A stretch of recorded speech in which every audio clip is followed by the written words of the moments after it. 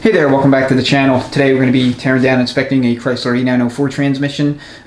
This particular unit came out of an XJ from 1985, and it's going to go into a tube chassis vehicle that's intended for rock crawling and other related off-road use. So we're going to be installing a Cope Racing full reverse pattern manual valve body and doing some other little upgrades to the unit to make it good to go for that type of application. So I'll film that whole rebuild series so that you get to see that, and then in the case of this teardown, I will, as I'm walking through the different parts, sub-assemblies in the case, I'll address critical areas and parts interchangeability and things like that that you need to know for Chrysler 727 transmissions that may not necessarily apply to the 904s, but because I have no idea when I'm going to get a 727 in or do a teardown inspection video, I'll cover that stuff here, at least the salient points.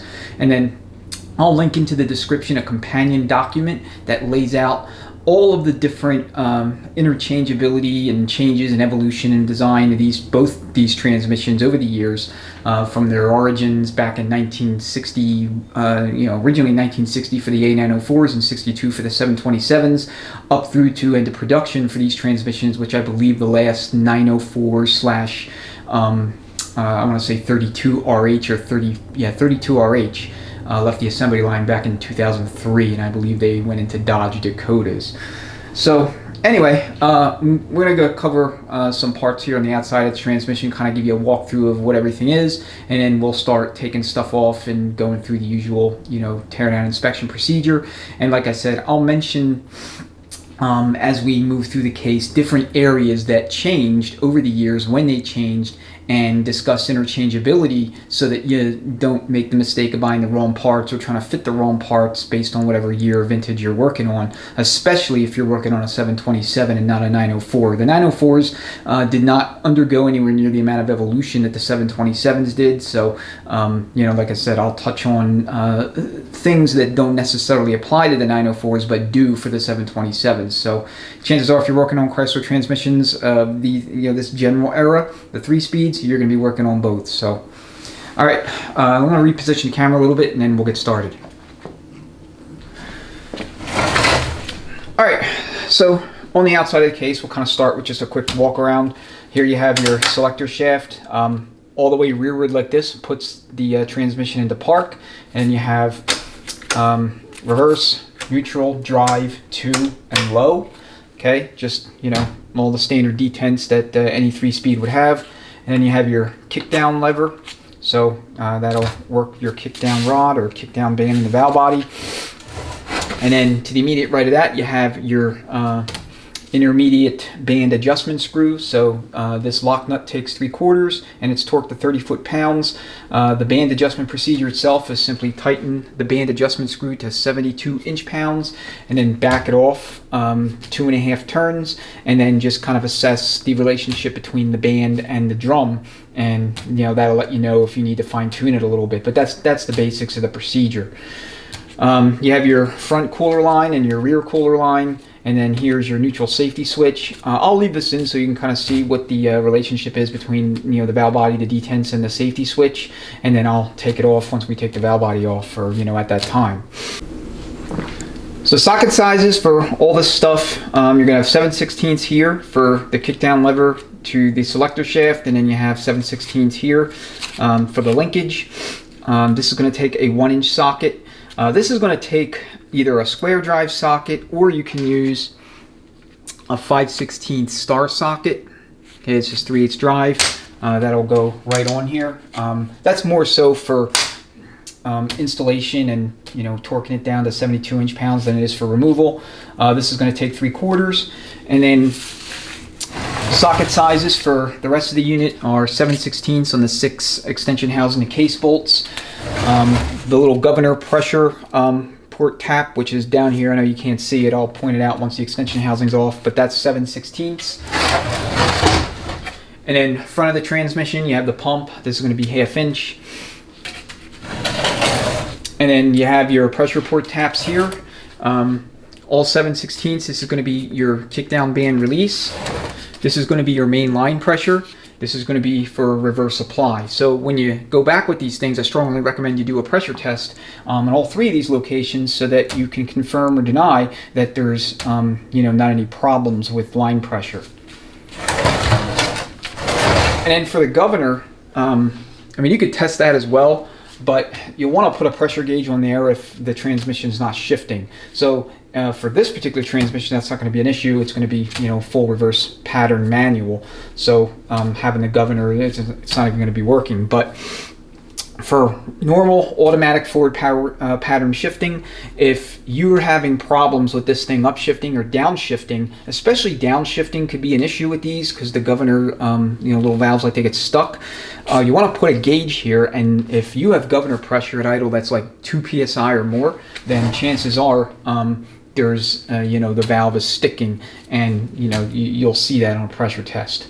Okay, you can also install a pressure gauge here at the rear lube, so you can determine the health of the lubrication system. I don't know exactly what the PSI readings should be. I'll annotate the video, but that's another area of inspection or diagnostic testing procedure that you can do to try and figure out what might be going on if you're having problems with the transmission not working right. All right, we'll bring it back to the front.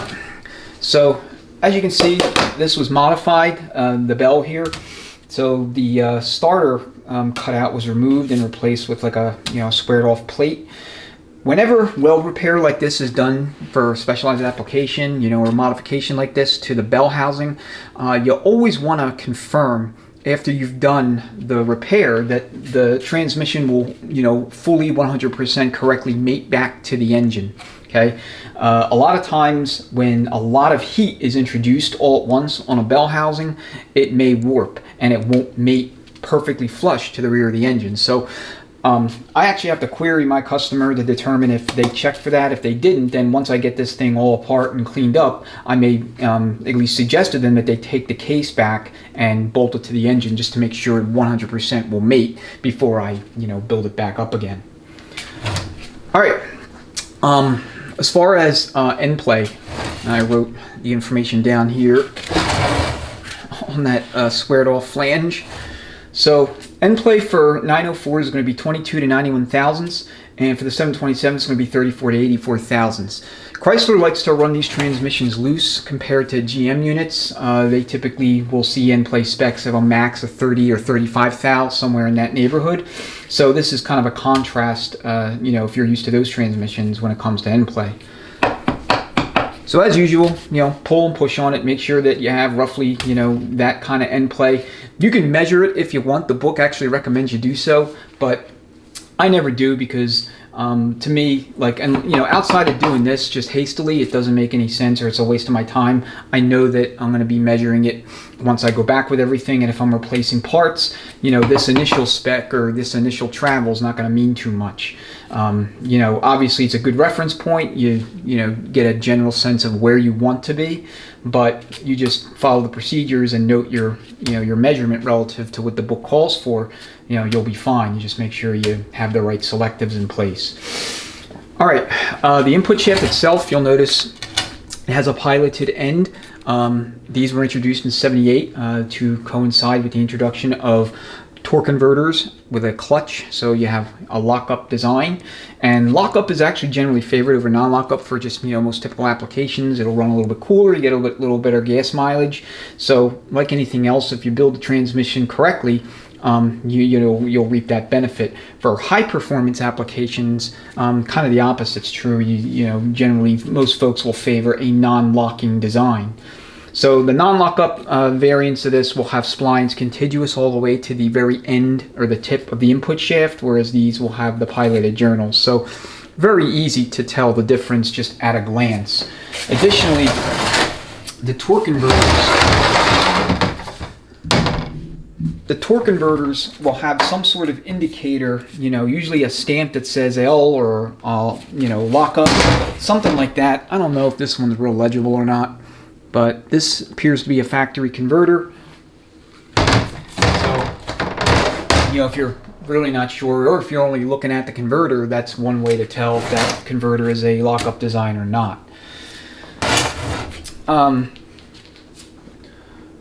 All right, so let's assume for a minute that you're either looking for a replacement transmission, or you have a core come in or a build come in, and you don't know, or nor does the customer know where it actually came from. Specifically what year the transmission was manufactured in. Like I said, it's not as critical for 904s as it is for the 727s, but I'll show you how to identify and determine the year of production on these units. So there's two different methods and two different locations on the transmission where you're going to pay attention. So the first method uses what we call the 10,000 year calendar date method. So what that is Chrysler started the 10,000 year calendar on, I believe, July 24th, 1961, or July 26th. I'll annotate, but it's somewhere in that general area. It's in July of 61. That's when it began, and they started with, well, day one.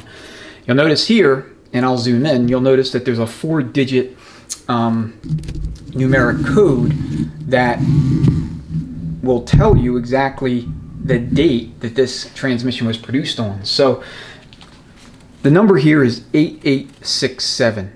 All right, and what that means is this transmission was produced on the 8,867th day after the July 26, 1961 start date of this 10,000 day calendar. So that translates to a date of November 6, 1985. So we know that we're working with a 1985 model year unit, so it's a relatively late model. All right. For A904s, that's important, but for 727s, it's even more important due to a whole bunch of hard part changes that occurred inside of the case, and I'll discuss them in detail once we get in there. The other location on the transmission where you're going to find year production information is going to be on the extension housing. So let me zoom out real quick.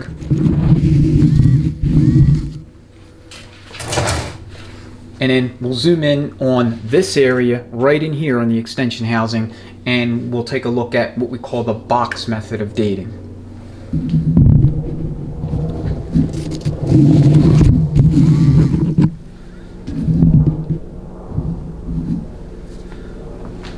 Okay, so if you look carefully right here, you have a whole series of boxes, and then to the immediate left of that series of boxes, you're going to have a number cast into the side of the extension housing here, and this is the driver's side of the housing.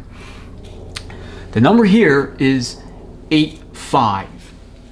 Okay, it's very hard to see. I'll see if I can take a picture and throw it into the left hand or right hand corner while you're watching this. But you have a series of boxes here. Each one of these boxes represents a month.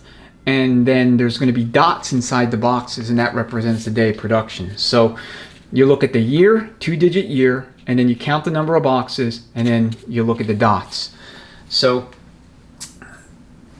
between these two methods, this will give you a very, very, very reliable way to tell what year of transmission you're working on. And again, this is assuming you don't already know, either you didn't pull out of the original vehicle that it was in, or you don't already have that information otherwise at the ready. And again, it's more important for 727s due to the sheer volume of changes and evolutions to different hard parts and groups of hard parts within the case.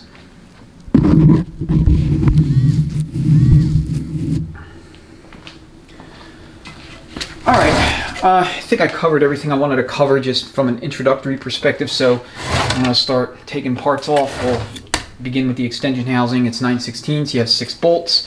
I'm missing a bolt, so I'll have to track one down, but we'll take off the rest of them.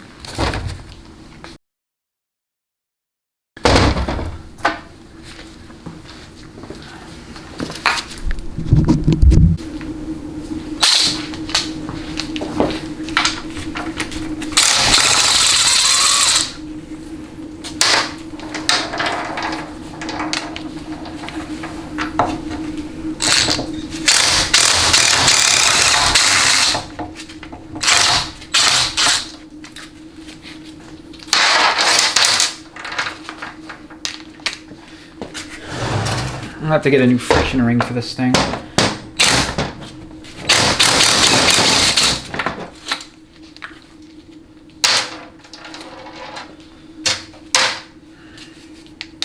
Okay, there's 2 bolts that are on the underside. You may not be able to see me take those off. You know, I'll try to keep it in the shot, but if I can't, then, you know, I'll point them out once I have it all off.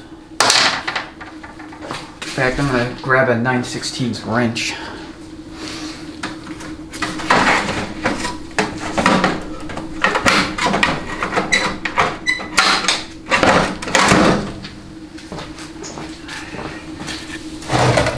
And these are way down here.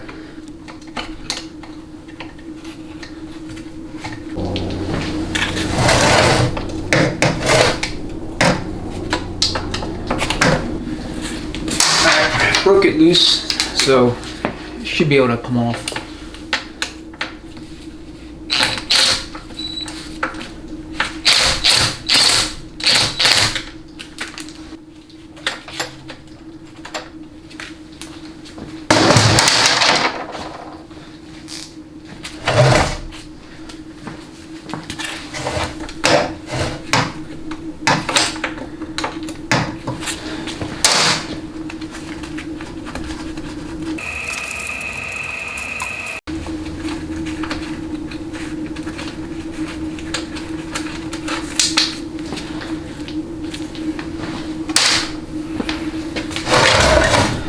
Six bolts in total.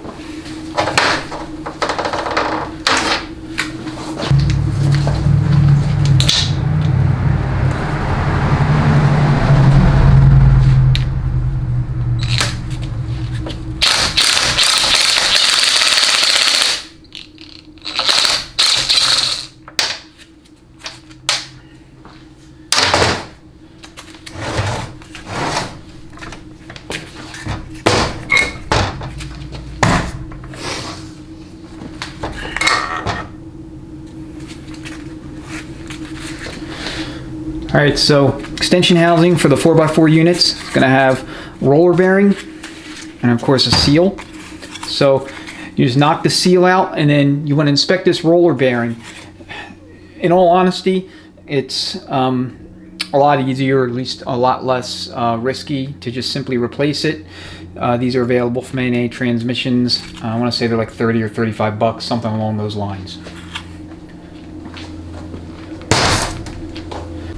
Alright, next we'll go ahead and remove the governor assembly. So you're going to have 2 snap rings here. The first snap ring is intended to hold the governor assembly in place. The second snap ring actually holds the governor in place. So they obviously have to be removed.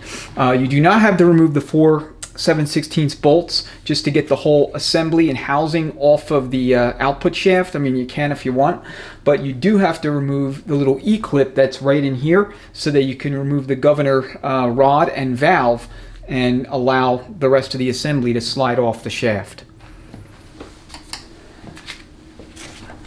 Alright, so you have an E-clip on either side, so you can remove it from whatever side you want. Just whatever you do, don't lose the E-clip.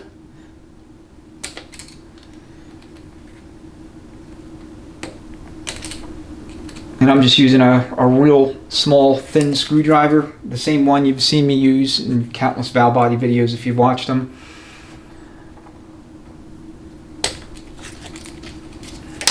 Alright, and then out pops the governor valve and the guide rod. And then you have your E-clip. I gotta go get containers for all these things I'm taking off. Snap ring pliers. You get your 2 snap rings.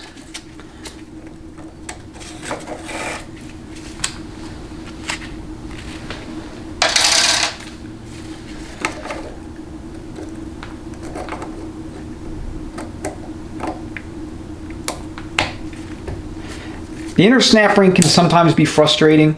It likes to bend and contort itself. I mean, this one came off once I figured out how to actually get the pliers engaged, but sometimes they, you know, they're difficult. Alright, and then the whole assembly just comes off. I'll disassemble this further later, but it looks like it's disassembling itself. So here you have the governor valve and sleeve. Okay, just like that. Goes in like this. Okay, these can sometimes get caught up I mean, you could further disassemble this thing once this snap ring's removed, but we'll do that later.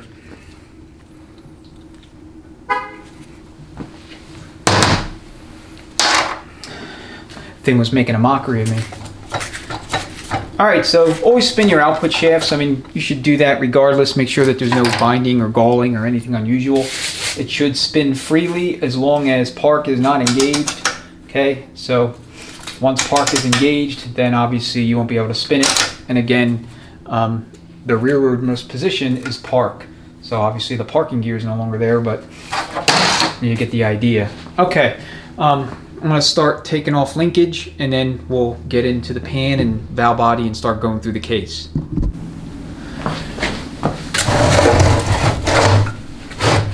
Alright, 7/16, and then just yank off the nut, and then you should be able to take out the adjustment screw. Otherwise you'll need to use, you know, kind of a star socket 5/16, and then we'll work our way to the pump.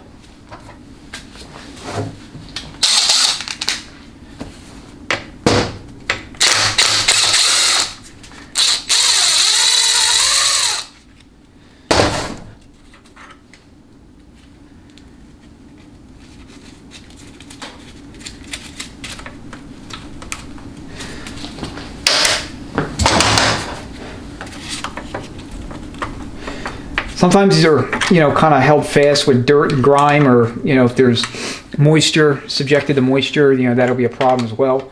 So, you know, they may be tough coming off. This just has a lot of dirt on it.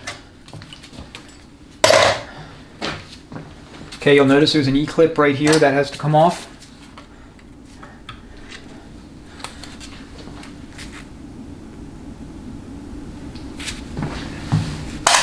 Alright, very dirty.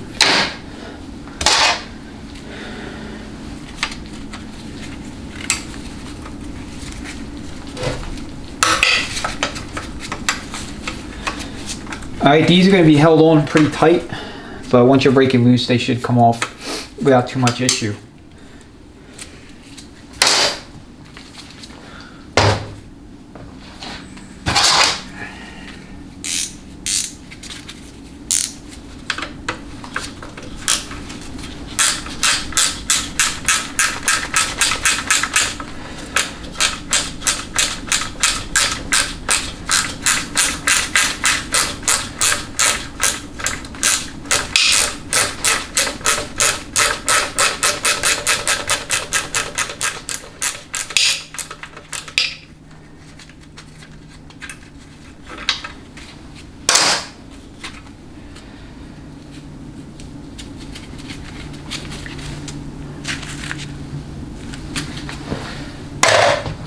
All right, you have a washer here.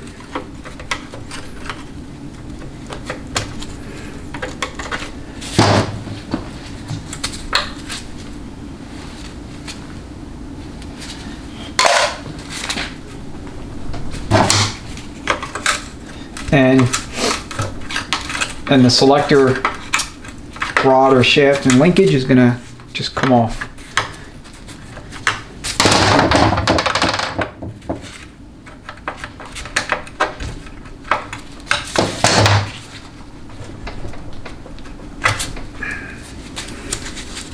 Okay, a lot of grime here, so I'll have to clean all that off. But now, once we have the pan off and we unbolt the valve body with the 10 valve body case bolts, we'll be able to remove everything.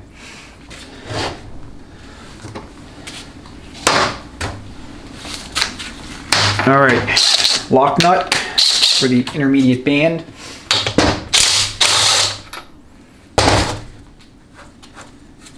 Like I said, in most cases it'll take the adjustment screw with it, so you won't need to procure that socket, at least for taking the you know, the screw out. You will need it when you go back with it to do the band adjustment.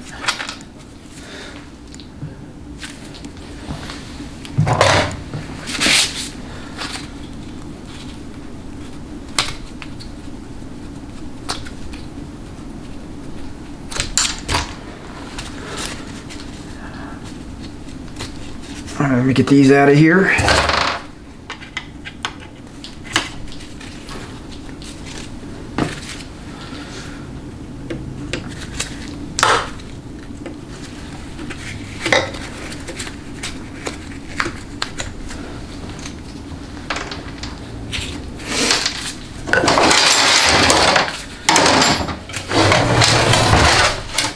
Okay, to get this pump out, we're gonna need a slide hammer so we can wrap it out. I'm gonna take the bolts off now, and then we'll flip it over, get the valve body out of the way, and then we'll go ahead and come back to the pump. 1/2 inch.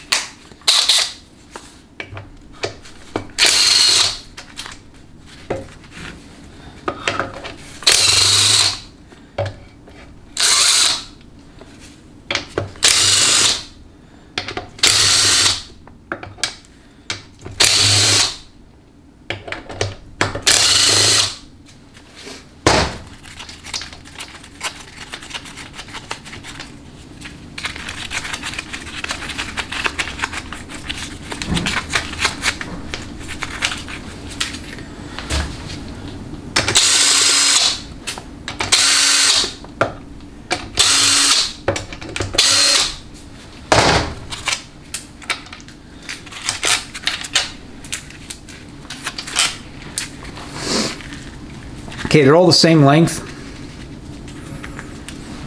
So 6 bolts in total.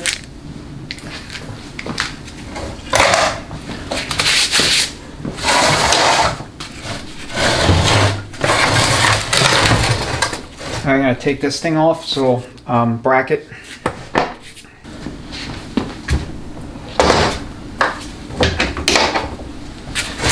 And this thing's got a nut that's holding it on.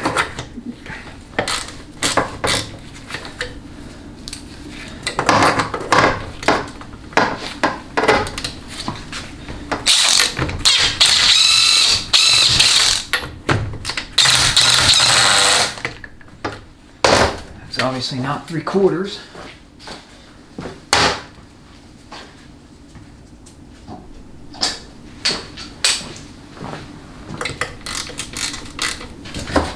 Okay, 11/16.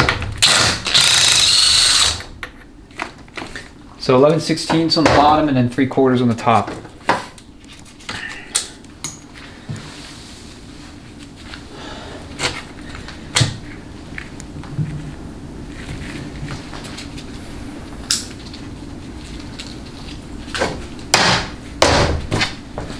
So it just more or less goes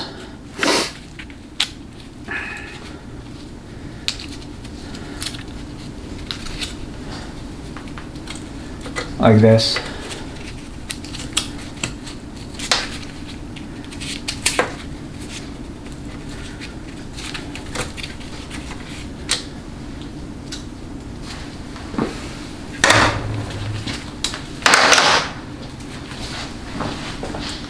Now I'm going to reposition the camera and then we'll start taking stuff off, including the pan and valve body, and get into the case.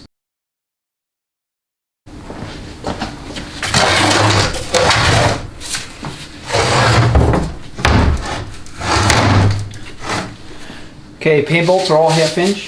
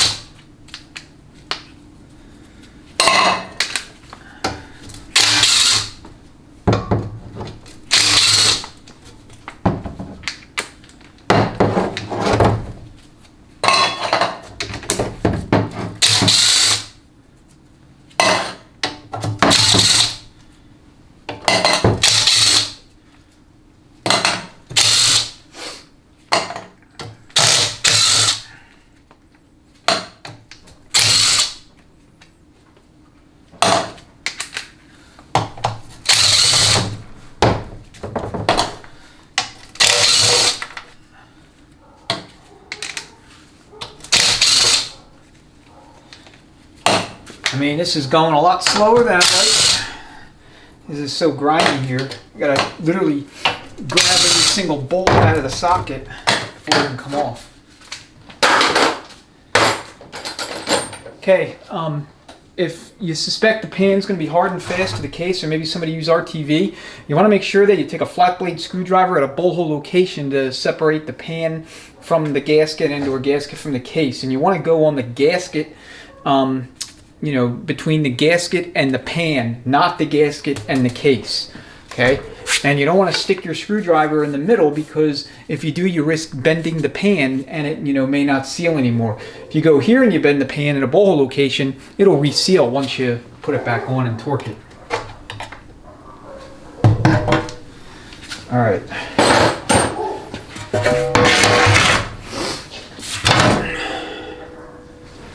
Okay, so it looks like we have a fair amount of sludge.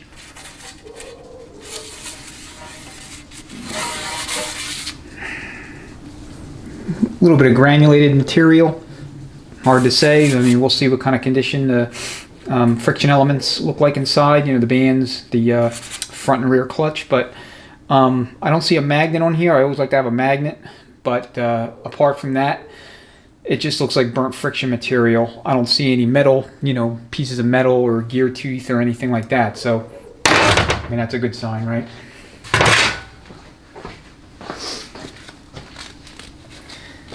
Incidentally, there's a cork gasket. I'd never go back with a cork gasket. I mean, they're worthless.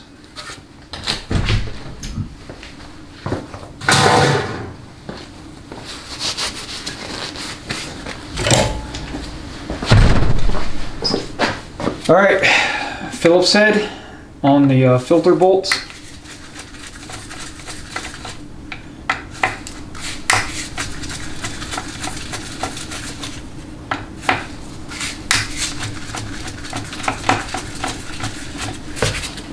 And I'll annotate the video at some point somewhere with all the torque specs, or maybe just put torque specs in that document I referred to earlier so that you have that. But you obviously want to make sure that you torque everything to the spec that it calls for. And the one thing I'll make mention of when it comes to torque specs in the ATSG manual for this transmission, it'll note, it has one table and it'll note with an asterisk where the figure is given in terms of inch pounds, not foot pounds, but there's a couple of entries or a couple of row items in which it does not have an asterisk, but the figure is inch pounds, not foot pounds. And an example of that would be these 4 bolts here holding the governor to parking pole. It has a 95. There's no asterisk, but that's not 95 foot-pounds, it's 95 inch-pounds. So that's why I make mention. I was just thinking about it, so I want to make sure you're aware of that. So 1, 2, 3, 4, 5, 6, 7, 8, 9, 10 is your bolts that hold the valve body to the case. This is what I call a open case design.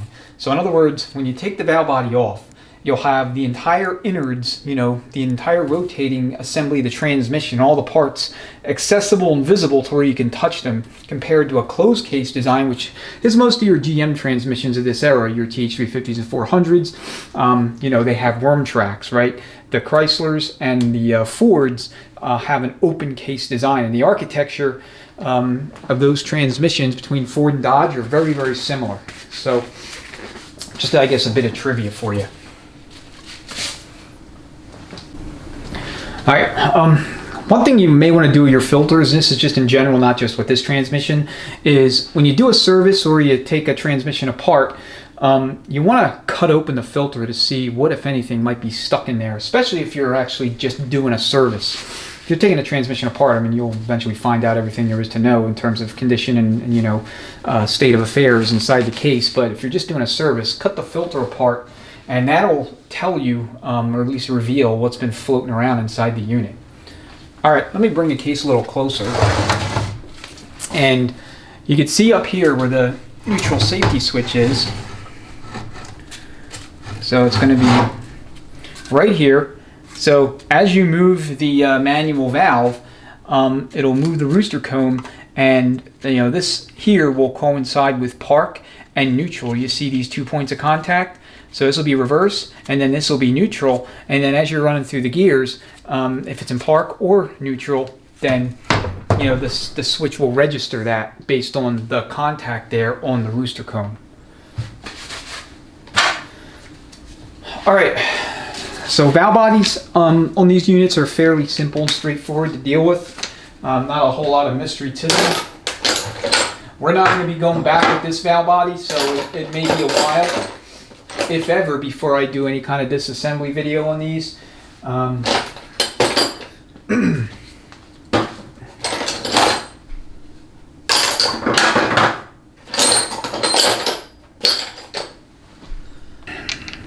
So 7/16 for all the valve body to case bolts.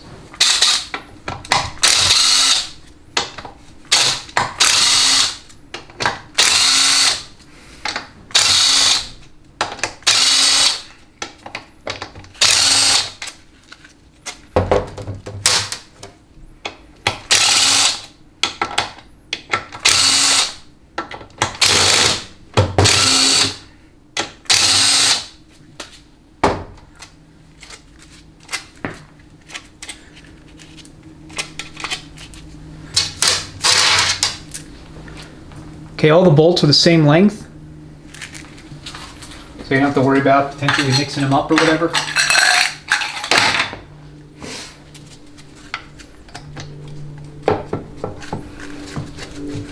And then you may have to just push on the selector shaft to allow yourself to remove the valve body assembly from the case, and then just pull it forward. Now, what you heard, kind of, releasing or, breaking loose and rattling around, is the little detent ball. So you have a detent spring here and a detent ball. I don't know where the hell it went. I'll just have to find it real quick. If not, I may have went into the case. But basically, for all Chrysler transmissions, at least for these, as well as your 4 speeds, you're going to have your detent spring and then your detent ball, and then that ball is going to make contact with all of the detents here on the rooster cone. So there is a special tool that is used to hold the ball and spring in place while you reinstall this onto the valve body. And so when we go back with this unit, I'll go ahead and show you that tool in use. Now, if you watch my 48 RE rebuild series, I don't know exactly what video it is, but I show that tool being used when we're setting up the new valve body for installation. All right, let me get this out of the way and then we'll continue.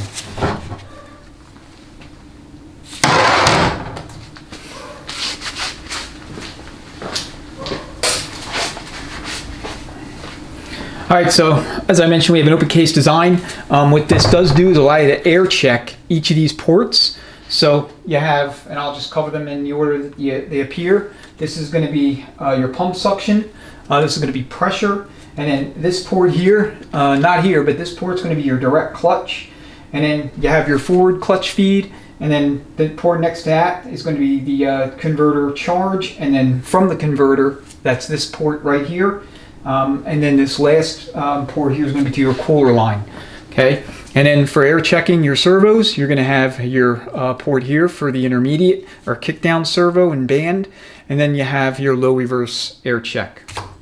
So I'm going to fire up the compressor and actually do an air check because I'm curious to see, if there's any issues. We'll kind of identify them here, and at least you can kind of see what that looks like. All right, so I have the ports labeled now. This is going to be your suction. This is going to be pressure, direct, aka front clutch, forward, aka rear clutch, to the torque converter, from the torque converter, and the cooler line, and this is going to be your governor feed. Alright, so, and then I didn't label these, but this is going to be the front band apply and the reverse band apply. So we'll see with the front clutch, if we get apply, what it sounds like, and go from there. Okay. Okay, that works. Now we'll do the rear clutch, which is forward. Alright, to and from torque converter and cooler line, no need to check those. Alright, now I'll do the intermediate band servo. Okay, see that good apply. And the rear band. Okay, so for a transmission that's been sitting around God knows how long and been through God knows what, it seems like the lip seals and or sealing rings on each of these parts is actually in good shape. So this is good for diagnosing faults or problems, including either neutral conditions or no upshift conditions. with the transmission still in the vehicle. So I just wanted to kind of show you that real quick as part of this video. Okay, here's your 1-2 accumulator. That's your spring, and then the accumulator itself.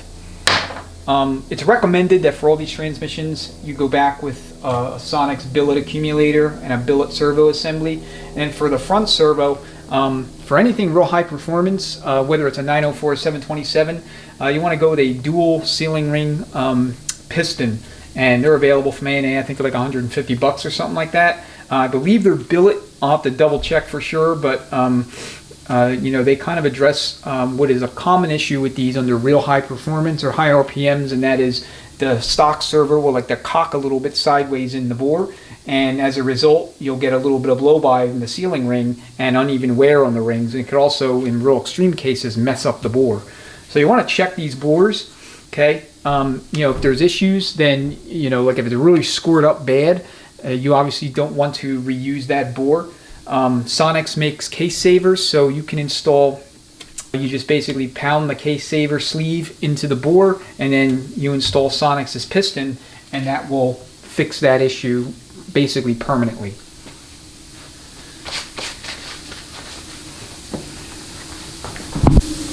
Alright, next I'll go and remove the lock nut for the low reverse band, 11/16.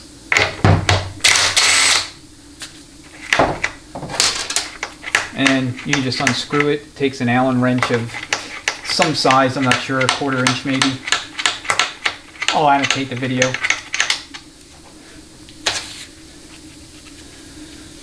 So as I mentioned earlier, the band adjustment procedure for the low reverse servo, or low band, is going to be a little different in terms of the number of turns between the A904s and the 727s. But other than that, the rest of the procedure is identical. So torque it down to 72 inch-pounds, and then it's the number of turns you're backing off for the 904 that's going to be different than for the 727. Okay, I'm going to go ahead and kind of turn the case back toward the camera because we have to take out the retention rod for your band strut here for the intermediate, because we want to get that off so that we can get everything else disconnected.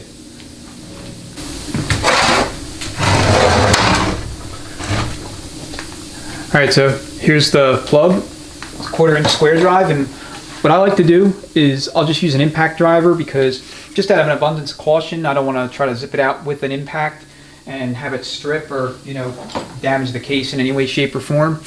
So just 1/4 inch square drive, and then make sure it's in, and then I'm just going to twist counterclockwise as I'm rapping on it with the hammer.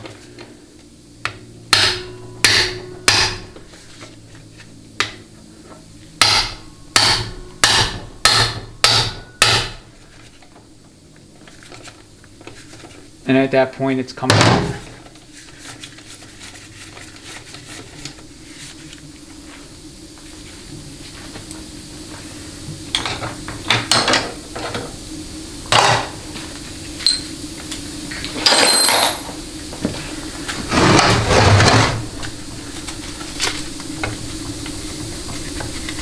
So just feed it through.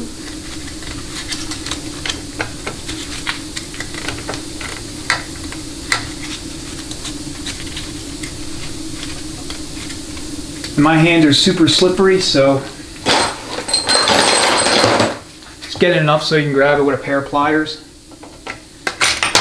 And then out will come the band anchor or the band lever. Now, there's different ratio levers available.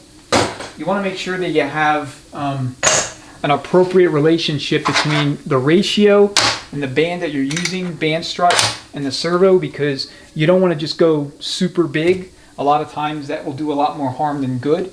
You want to make sure that that relationship is correct for the application and what you're intending to do with it. Okay, so note the different ends of the band here. So this is going to be the end that is facing towards your adjustment screw, and then this flat end, or just straight portion, is going to face the band strut. Some of these have the ratio stamped in them, some do not. I should say this. So here you have 3.2. Okay, that's going to be the ratio. So that's your lever, and then this is your strut. Strut's not going to have anything stand. Okay, snap ring for your servo. What some folks will do, especially on installation, is use a valve spring compressor. It'll go in, compress the servo, and then you know, that'll allow you to get the snap ring installed, and then you know, you remove the compressor. So I mean, you can do that here, or you can just... Alright, to remove the servo, what I'll just do is I'll kind of come in, press down, and then get in between the bore and the snap ring and just kind of carefully work it out.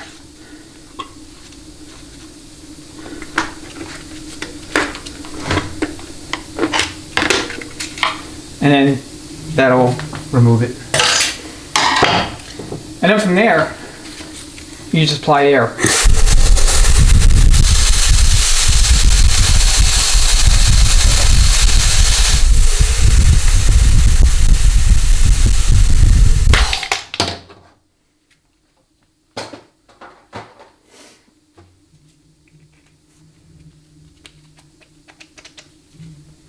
Alright, so here you have a stock servo, 2 sealing rings, and you have your servo cover, and then of course your return spring.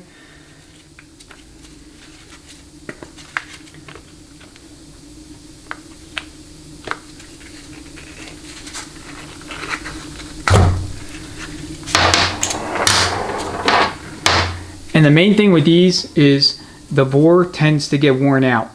I don't reuse it, so that's why I'm not overly cautious about, you know, ripping it apart like that. And then you have your piston element in here, or I should say your, yeah, I guess your piston element. I'm going to take this apart. Just, you know, basic pair of internal snap ring pliers.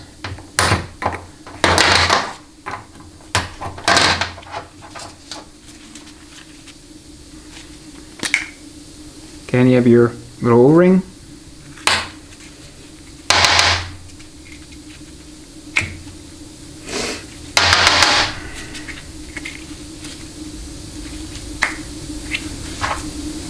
And that's basically it.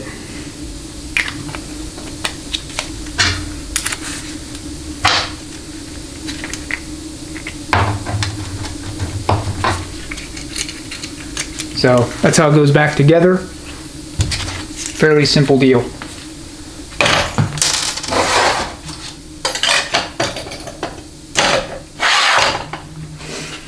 Okay.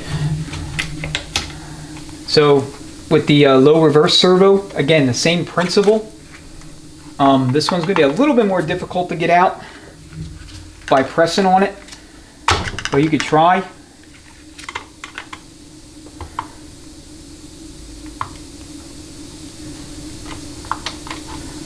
Carefully work it all the way out.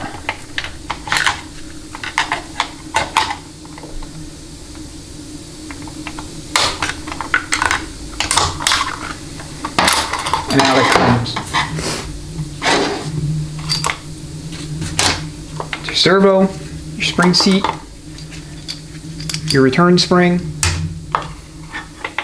I'm sorry, that's your snap ring. And here's your servo element. Okay, this is an assembly, which you have a little snap ring here, and that will allow you to take everything apart so that you can inspect. Again, this will not be going back in. I use a Sonex low reverse servo cover and piston assembly for all of these transmissions. So for all of your bores here, as I mentioned, you want to carefully inspect them. And the best time to inspect them is not now, it's after the case comes out of the jet wash. And that's true of basically all transmissions. You want to do all your substantive inspections of all your parts after you've cleaned them off, not before. Because a lot of times you'll have nasty fluid, grime, sludge, and that stuff can obscure you know, things like heavy scoring or cracks, you know, micro fractures that are still visible, but you know, the part has to be cleaned off for you to actually see them.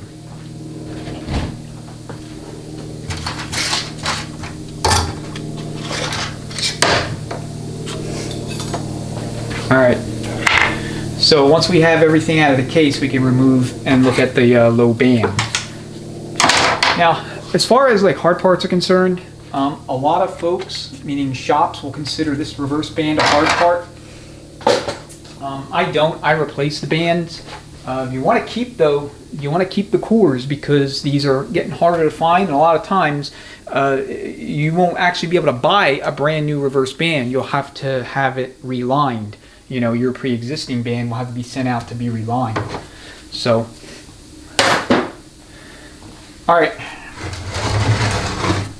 Now I'm going to go ahead and get a slide hammer so we can pull the pump out, and then we'll evacuate the case and then go through the sub-assemblies individually.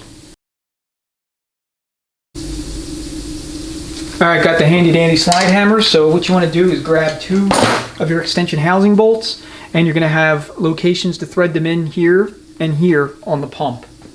And I see I have a seal still kind of in the way, so let me get that off of there.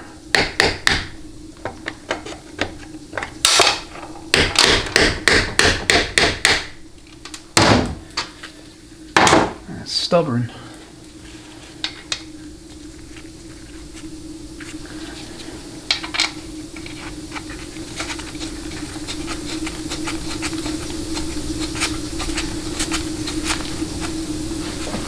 So 9/16 for those bolts.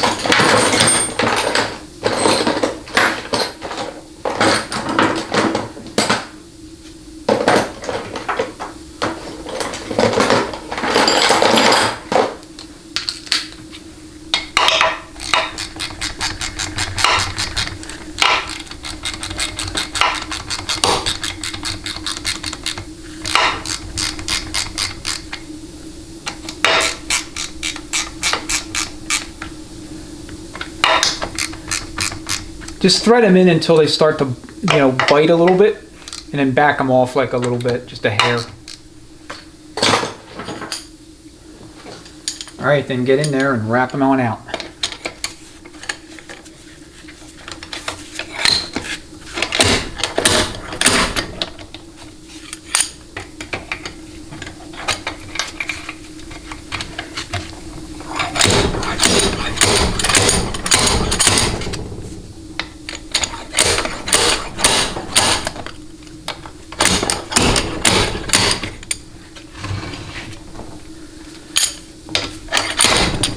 All right, battery's about to die, so I'm going to change it out, then we'll continue. All right, fresh battery installed.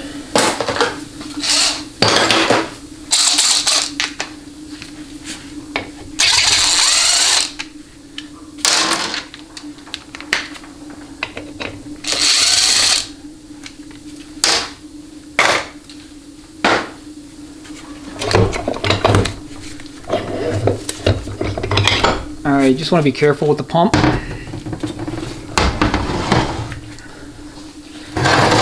Alright, you're going to set it aside. We're going to disassemble that in a little bit. Now we're going to take out the 2 drums. Okay, we'll work on those in a minute or two. I just want to get the case evacuated so that we can start getting into the sub-assemblies, and that's where I'll kind of get into detail around points of inspection and all that good stuff.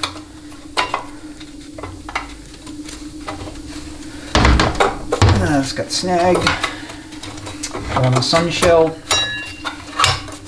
There we go. That was way sloppy. Probably painful watching it. So the band is in okay shape. I mean, you see a little bit of wear here, a little bit of heat marks, may have slipped a couple of times, but nothing that's overly concerning.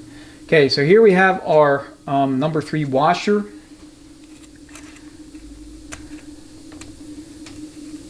So these are selective in the 904s, but not the 727s. And then on the pump, you have a washer here as well. Okay, and I believe that they make some different thicknesses so you can dial in your end play, but you know, on the 727s, that washer is selective.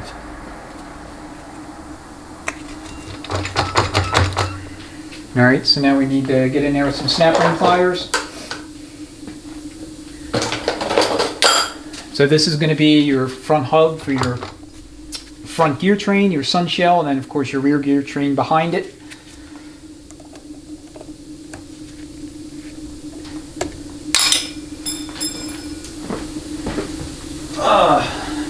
That was almost perfect, but not quite.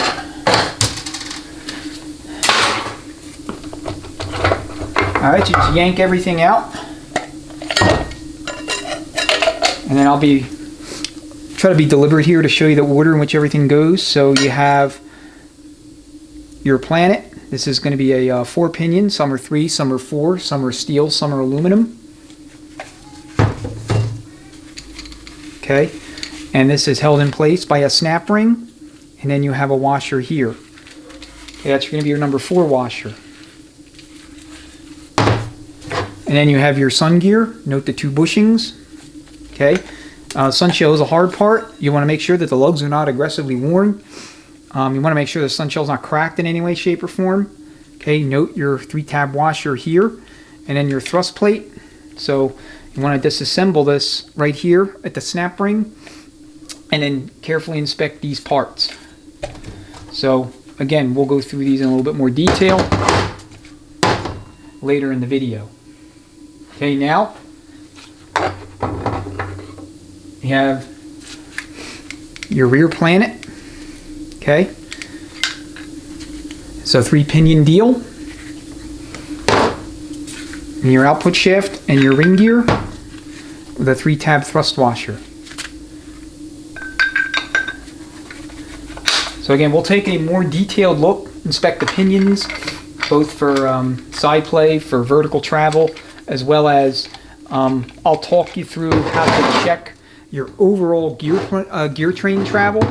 There's a procedure that you have to follow. It's very similar to, you know, the 48 REs, 47s, 46, where you have to make sure that there's a certain amount of spacing between the output shaft, sun shell, gear train, and like I said, I'll show you how to do that when we get there. Okay, here is the reverse drum. Okay, this is going to rotate clockwise and lock counterclockwise. So just rotate it off clockwise, and you have your lugs. You want to make sure that these lugs are in good shape. Make sure the drum surface itself is not warped. We'll put a straight edge on it and check it, but this surface superficially looks in good shape to me. Alright, now you have your sprag assembly, your inner race, your cam, and this is not a sprag, excuse me, it's a roller clutch assembly. So you have all that, and then of course you see the all of the linkage for the rear band. You have your strut here. Notice how it goes. In fact, let me zoom in so you can get a better view.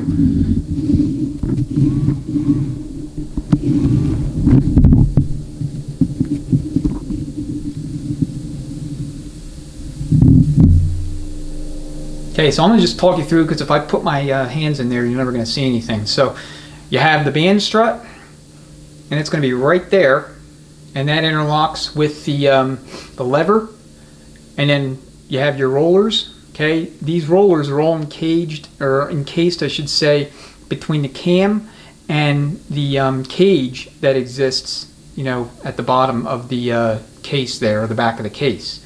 And then of course you have your band.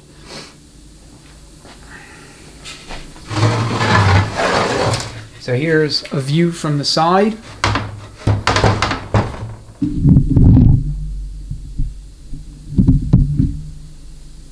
A view from the side. Sorry about that horrific camera work. So I'm just going to reach in, rotate up like this, and grab the band. And here's the band. Zoom out.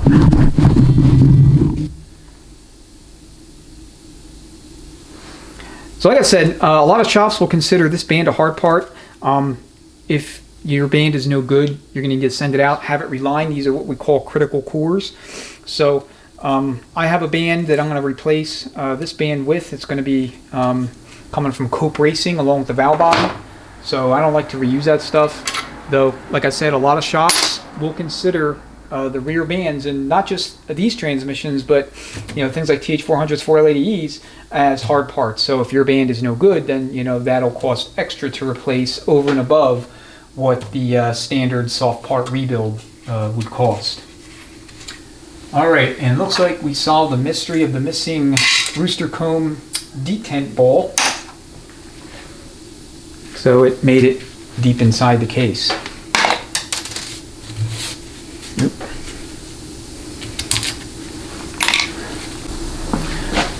Alright, so here is a low roller rotation.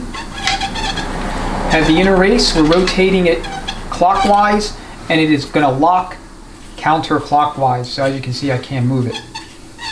Rotates clockwise, freewheels. That screeching sound you hear is actually the sign of a healthy race and a healthy low roller assembly. And of course, it locks counterclockwise.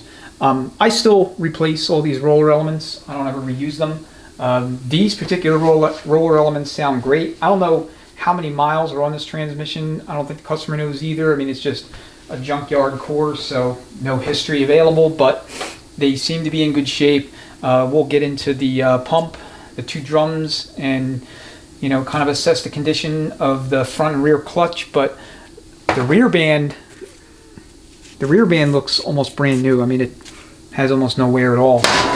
So, all right, if you want, you can pull the low roller rates out.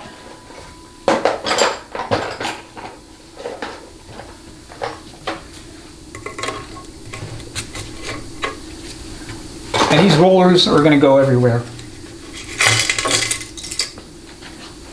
Alright, so you want to check the condition of the race, obviously. Both the roller surface and the lugs. There should be no wear, no scoring, right? No chips, no scars, no damage. It should not be broken in half. I mean, all the obvious things. Okay, if there's any doubt, you want to replace this part. Okay, so we have what I would call mild wear here. Alright, I'll have to closely scrutinize this once it's actually cleaned off, but from what I see, this is not alarming to me. But these parts are not all that expensive, so again, when in doubt, swap it out.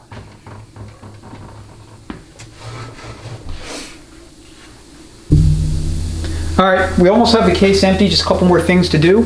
So first I want to get the low reverse band lever anchor pin out of the way, or pivot pin I should say. So I'm just going to take some snap ring pliers, come in here, just like this, on the pin lever. I'll show you once it's out, and I'm just going to pull it out.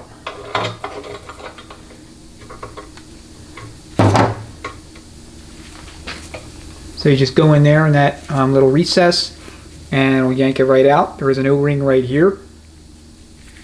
So you just want to replace that O-ring on overhaul.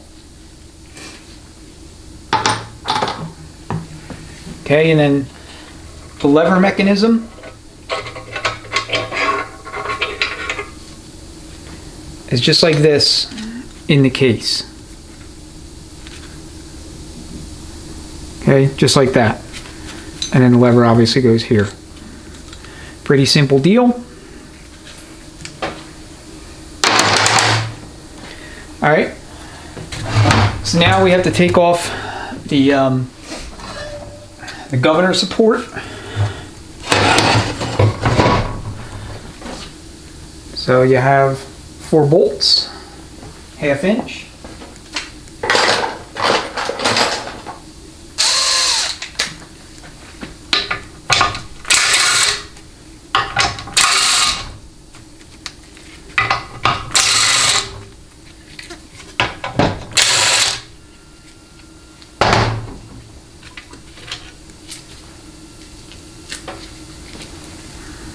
All the bolts are the same length.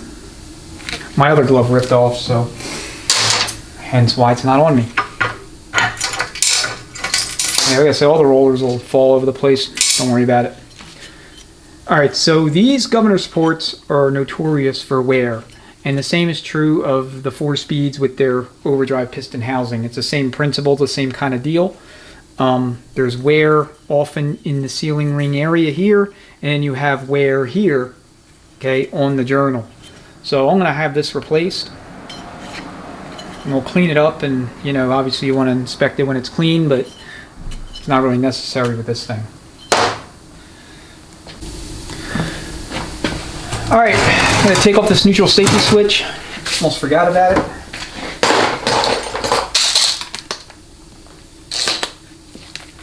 A 1-inch socket.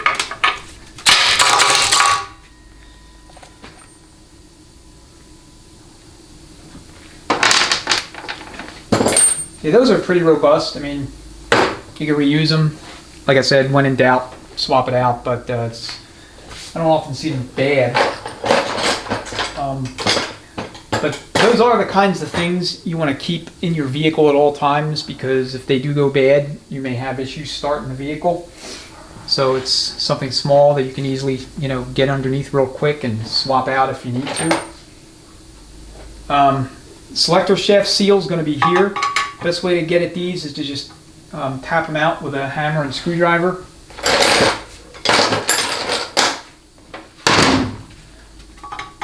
So you can just go in.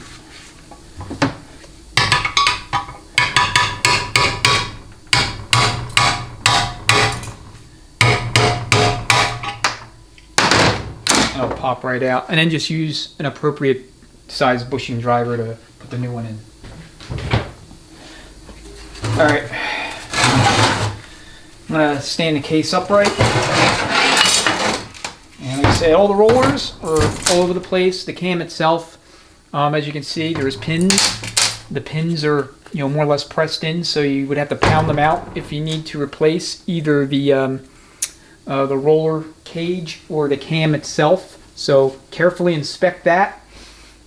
I'm not going to look at it too deeply right now, just because, you know, the case is filthy, but you want to make sure that there's no unusual wear along the cams. Make sure that none of the you know, caged elements, make sure that they're not bent, okay? And then, you know, just to summarize the case, I mean, for the most part, everything looks like it's in decent shape, except for that, you know, rear governor support. But the gear train, at least at first glance, you know, we'll look at them more closely in a little bit, but the gear train looks like it's in good shape. The band surfaces on both the direct drum, i.e. front clutch drum, and the low reverse drum look okay to me. We'll check them for warpage, but at first glance, they don't look like they're in bad shape. The bores here, light scoring that I can see, but I cannot feel for the most part. Again, it will be much more optimal to scrutinize these bores once the case is clean, so that's what I'll do. And then I got a little bit of cleanup work, and I'll probably take the pressure port taps out, just, you know, so I can get in, you know, let the jet wash get in there into those locations. The case itself, like I said, I'm going to talk to the customer tomorrow. Today's Sunday, tomorrow will be Monday, to see if he has test fit this transmission back to the engine to make sure that after this weld repair is completed that it, you know, still mates flush and true all the way around. If he hasn't, I will give him this case back so that he can do so. All right, let me get this case out of the way, then we'll set up all the sub-assemblies, start going through them, and I'll get into some detail about interchange and, you know, different design changes to various parts and locations within the sub-assemblies that you need to know about, especially if you're working on a 727. All right, now I'm going to start going through the sub-assemblies, and here I'll get a little bit more granular with the inspection and, you know, things that I want to cover. So start with the pump and then kind of work our way back through the case in the order in which parts are, you know, arranged. All right, so if you have your pump gasket and it happens to be intact like this one, just give it a good once over and see if there's any areas that are either blown out or otherwise compromised. It's not often that you're going to be able to learn anything, but every once in a while you'll get a situation where you'll have some sort of drivability symptom, a slippage, or, you know, delayed engagement or whatever, And when you open up the the transmission, you look at the pump, you'll see a blowout here on the gasket in whatever feed port. And that's not unique to this transmission. It's basically all of them. It's something that you should look at if you're afforded the opportunity with a gasket that's not already just torn when you take it off. So all right, 1/2-inch bolts.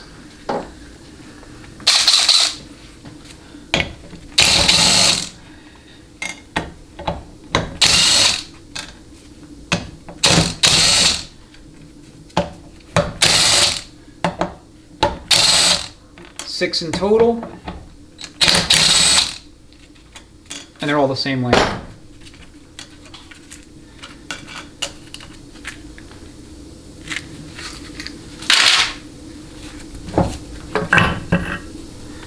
Okay, here's your pump cover stator and your pump body.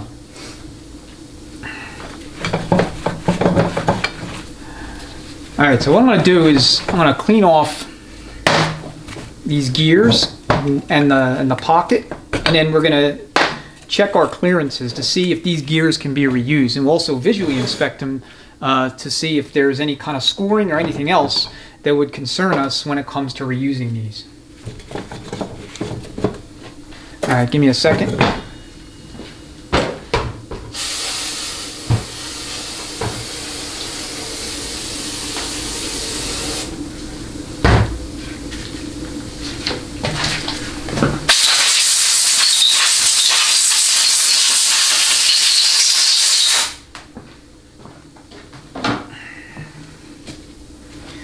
Okay, so mind you, this is not the final wash. This thing's going to go in the jet wash and be, thoroughly clean. But for the purposes of inspection, we want to have the surfaces free of like old transmission fluid or any kind of crud or whatever that might be, up in there. All right, I'm going to wash the drive and the driven gear.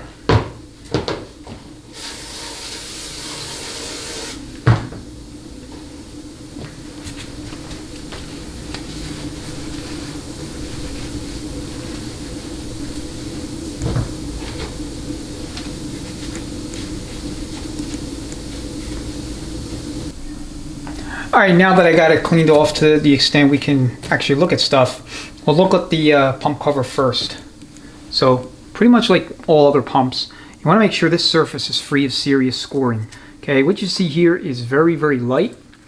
Now I'm running my finger along it. I can barely feel the scoring. In fact, this is a milled surface, so I may actually be feeling that because it actually feels just like that everywhere. I would have no qualms about using this as is. We'll put a straight edge to it and make sure that it's not more than about a half a thou out in terms of what you can fit in there between under the straight edge with a feeler gauge. But just superficially, I don't believe this needs to be machined. Next, you want to check your splines. Okay, like all other stators, you want to make sure the splines are in good shape. They're not aggressively worn. There's nothing missing, like chips taken out of them or whatever. Check the shaft itself. Okay, you want to make sure that this area in here is in good shape. Same with here. Okay, on the inner diameter where you have a sealing ring there. And then your bushings, you're going to have a bushing way down there. And then that's it, just takes one bushing. You always replace your bushings. So we're going to replace the bushing there and the bushing in the pump body. And as you can see, the pump body bushing is pretty scored up, which is normal. Okay, you have your sealing rings here on the stator. They'll obviously be replaced with rings that come in the kit. And then you have your selective washer. And you want to actually measure the thickness of this washer. So I'll do that now and record it.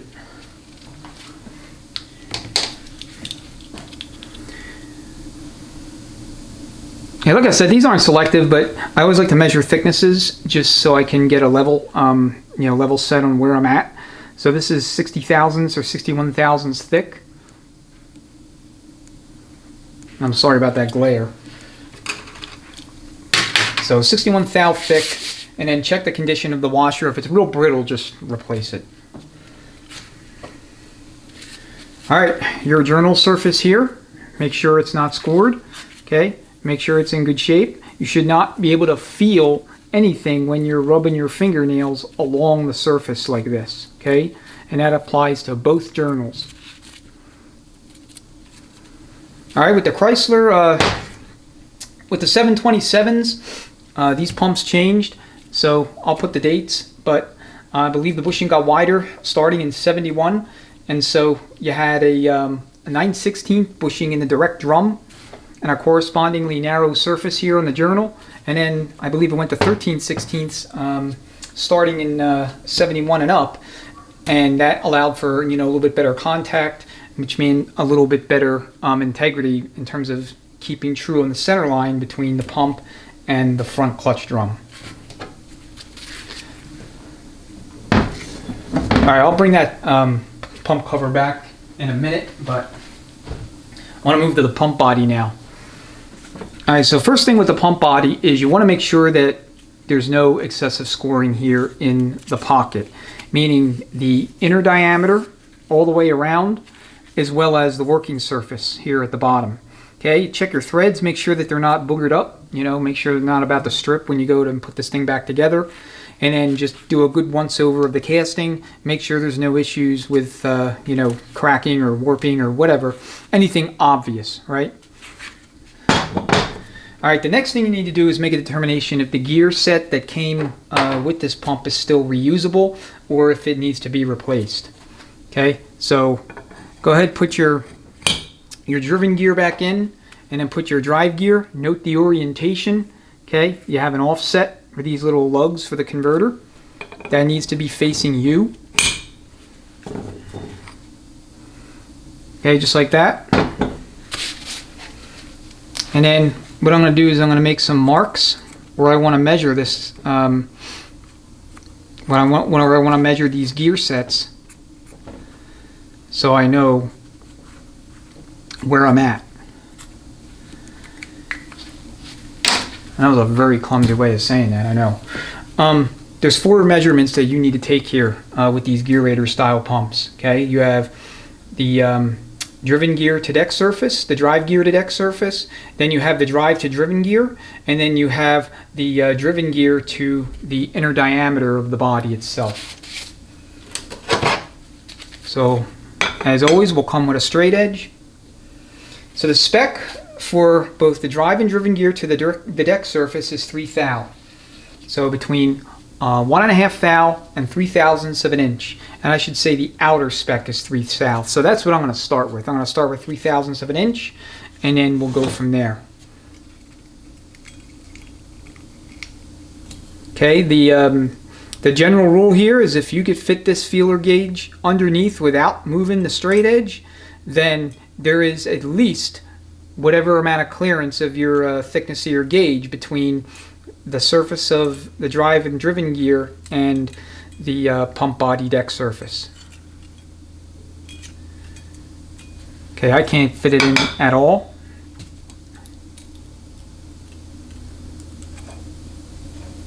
Okay, it goes in there, but you notice I'm pushing the straight edge around. So just go ahead and rotate both of your gears. As long as this doesn't move, then you know that it, you know, at least as far as drive and driven gear clearance to the deck surface, you're in good shape. Okay. All right, next, I'm going to go ahead and assess the clearance between the drive and driven gear as far as the lobes.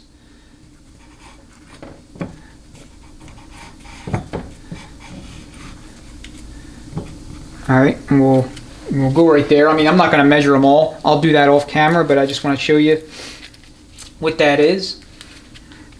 All right, so here's the specs. So 1.5 to 3 thou for the drive and driven to body, drive to driven gear 5 thou to 10 thou, and then driven gear to inner diameter body is 4 to 8 thou. All right, so we'll do a minimum, and then we'll do a maximum. So here's 5/1000ths. Okay, fits no problem. All right, now we'll go and we'll do our max. So kind of like go, no-go gauge, if you will.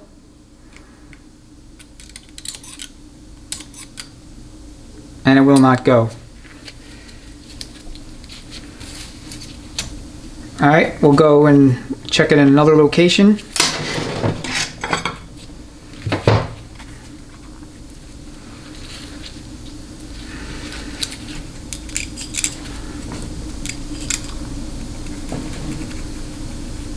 Okay, 5 thou. And that was a little tight, which probably means I don't have it 100% rotated. 10 thou is no go. Okay, so that's how you measure the two lobes against each other. And then now we'll grab a 4 thou feeler gauge. I think that's on my other bench. So we got our 4/1000 feeler gauge. And so what we're going to do is measure the clearance between the driven gear here on the outer diameter and the inner diameter of the body.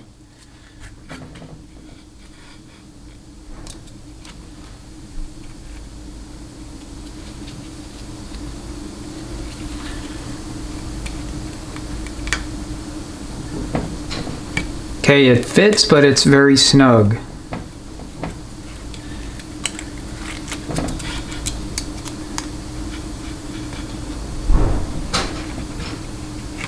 Yeah, that's not even making it.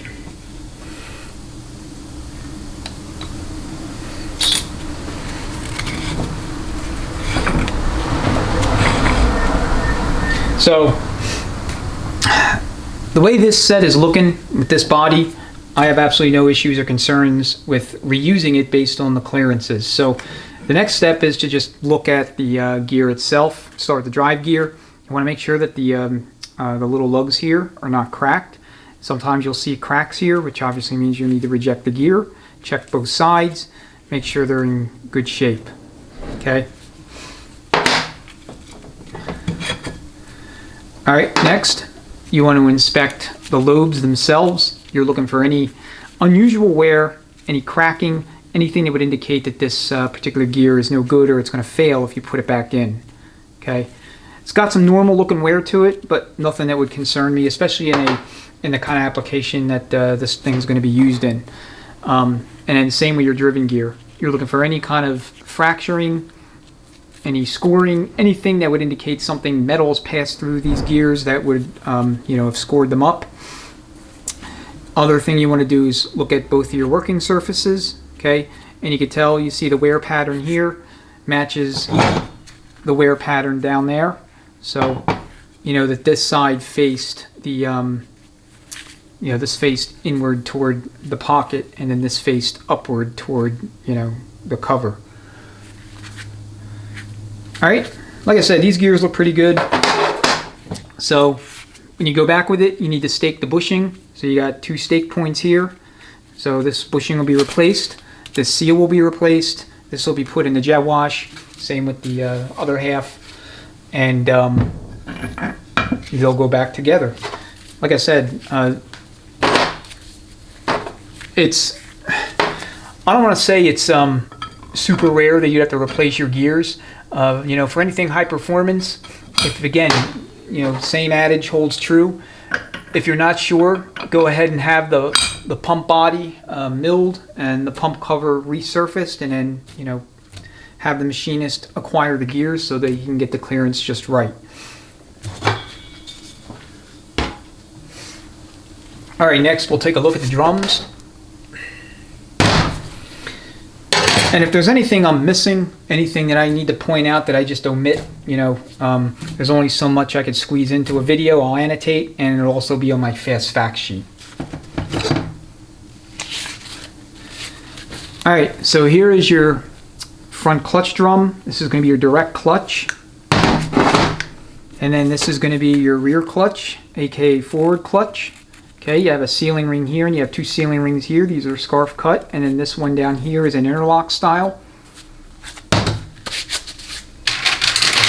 All right, this design changed,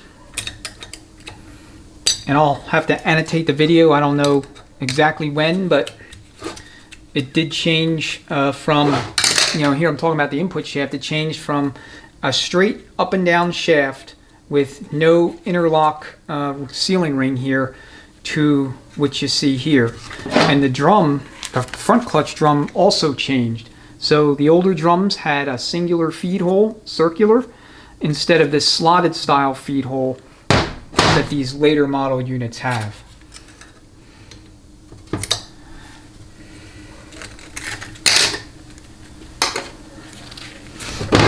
All right, let me dry this off.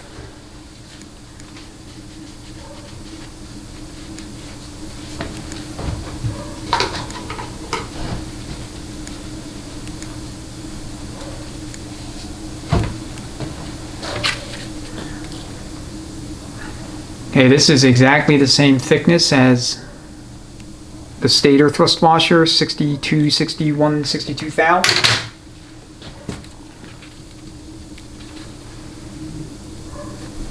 It's because they're exactly the same. All right, so front clutch, the piston retainer also changed. So for the 727s, you had an early style Belleville return spring diaphragm type plate, and then you had a later style. And the earlier style and the later style are not interchangeable. Okay, so whatever style your transmission comes in with, as far as this Belleville return diaphragm is concerned, that's what has to go back in. So, you know, I would recommend you replace them, especially on the, you know, heavier duty or high performance 727s that come in. You want to make sure you match the styles. You don't want to intermingle them because they're not, you know, you can't just put a late model diaphragm in an early drum and vice versa. Okay, I'll flash clearances on the screen so that you have those as well for reference. But the forward clutch generally will have less clearance. It's a static clutch. It's non-working. Okay, so here is your backing plate. Make sure it's not all scorched, slip marks, you know, blued with heat. If it is, just replace it. Okay, and then you have 4 frictions, 4 steels, and then you have, 4 frictions, 3 steels, and an apply plate. Okay, there are variances with respect to thicknesses of steel. Okay, and then the snap rings in the 727s are selective as well. Okay, these look okay. I mean, there's still a decent amount of friction material left on them. Obviously, you'd never reuse them, but just more or less commentary on the condition of the clutch. Okay, and then here's your snap ring. Okay, then here you have your waved snap ring that holds the Belleville return diaphragm in place. So let's see if I can get it out.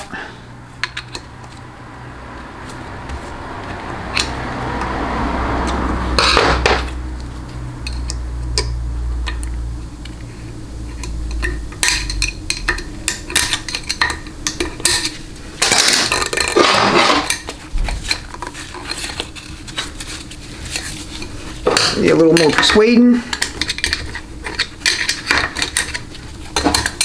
Okay, these are wavy.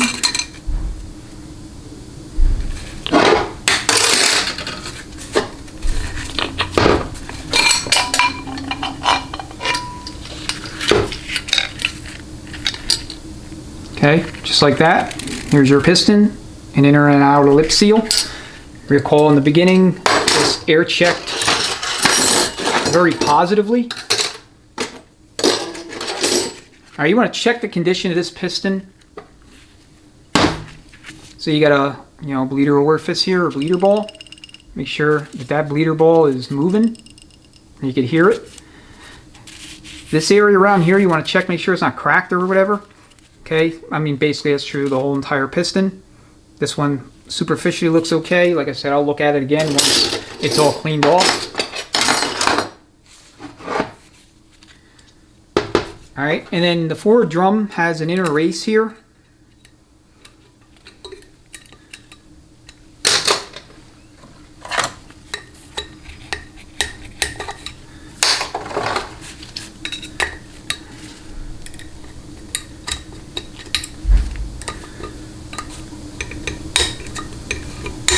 Now this might actually be captured. No, it's not. Okay. Just me not knowing what the hell I'm doing. So this goes like this, and this works in tandem with your number 3 washer. Okay, and that is your 2 thrust surfaces for the input and output shaft. Okay, so then you have your input shaft here. It's secured by a snap ring and pressed in. So if you need to replace the shaft for whatever reason, you could do so. All right, check the inner sealing surface here in the drum. We'll clean it off real quick.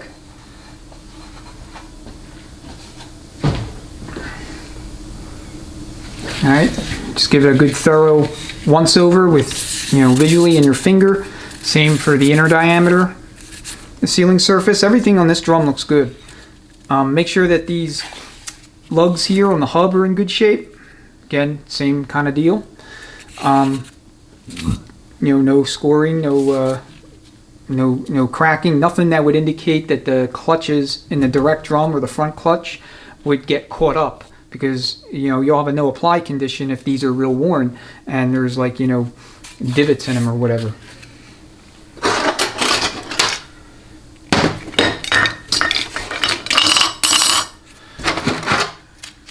All right, let me get this stuff out of the way. And we'll look at the gear train in a second. All right, so your direct drum, aka front clutch.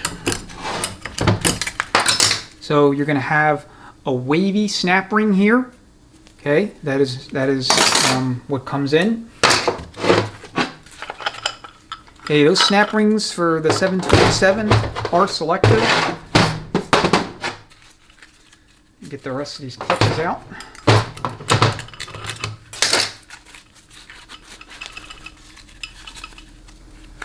Yeah, they really don't want to cooperate.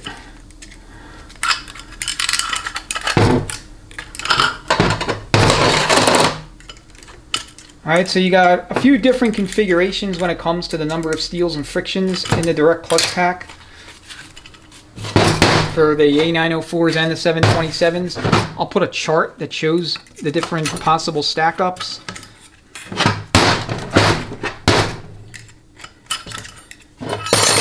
There we go. Okay. So this is going to have 4 frictions and 4 steels. Some have only 3. Alright, and then we have our return spring, and then the snap ring ends are right here. Okay, Chrysler 727s, they will have individual return springs, like a traditional return spring assembly, and there's, a few different setups, different spring counts. So, you'll want to make sure that, assuming you're, building it largely stock, you go back with the springs in their correct locations. So you want to make note of how they go, maybe take a picture. This way you won't have any, questions about how they should go back in there. All right, I'm going to go to the foot press. I'll take this off, and then we'll, look at the sealing surface, and then we'll check the band surface.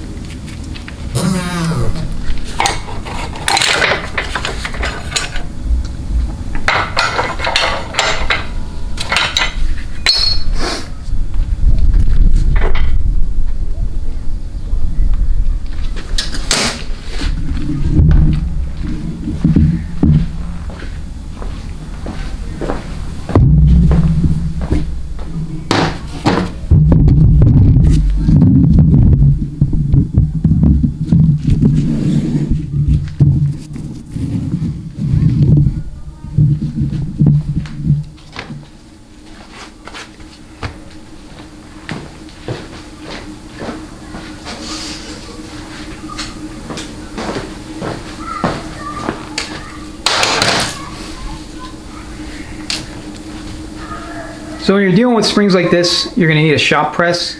A foot press is not going to be sufficient. You can use one of those vice-mounted press, screw type presses. They work well also. I mean, you might find it a little difficult to get the spring, to bind, or at least get to the point where you have access to the snap ring. But the best way to approach these kind of springs is just with a regular shop press, and it handles it no problem. All right, make sure the spring is obviously in good shape. I mean, I don't think I've ever seen one of them broken. Your piston, check the inner diameter. These occasionally can come in worn. Okay, we see some wear marks here. All right. You have your lip seal here. Okay. And that one feels nice and soft. And then you have a lip seal that's going to be on the inner diameter of the drum here. Okay, you see it down there?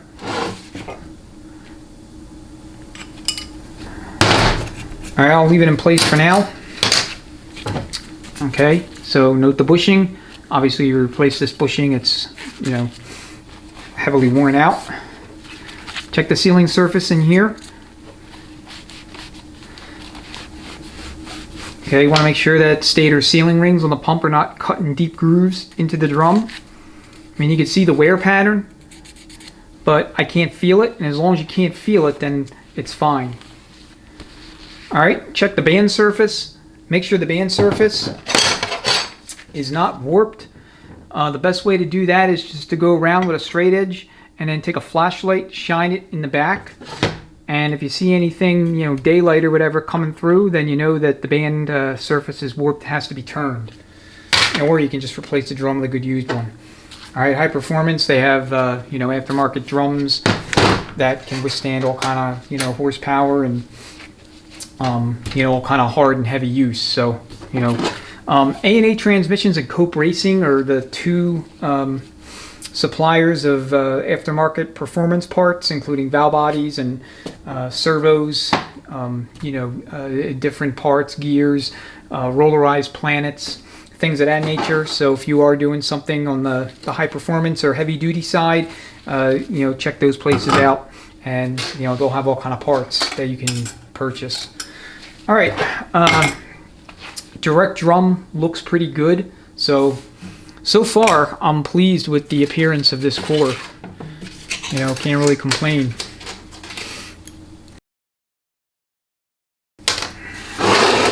All right, let's talk about the gear train. So here's going to be your output shaft, and you have your planet. So your rear ring gear. They refer to these as ulnus gears. Okay, same deal. You're going to check splines, you're going to check teeth, check your working surface in here. All right, this does come apart. There is a snap ring, so you can clean it out completely. You can replace these parts individually. Either the spline portion or the ring gear itself. All right, and then you have your 3-tab washer, which goes on the planet. So it's a steel planet, 3 pinions. All right, there is a spec for vertical travel. I'll annotate the video what it is. But like all planets, you want to check for side play and then start scrutinizing the teeth. So you see this here? I'm seeing tiny little chips along the crest of each of these teeth. All right, this is a pretty worn planet, or at least this gear is.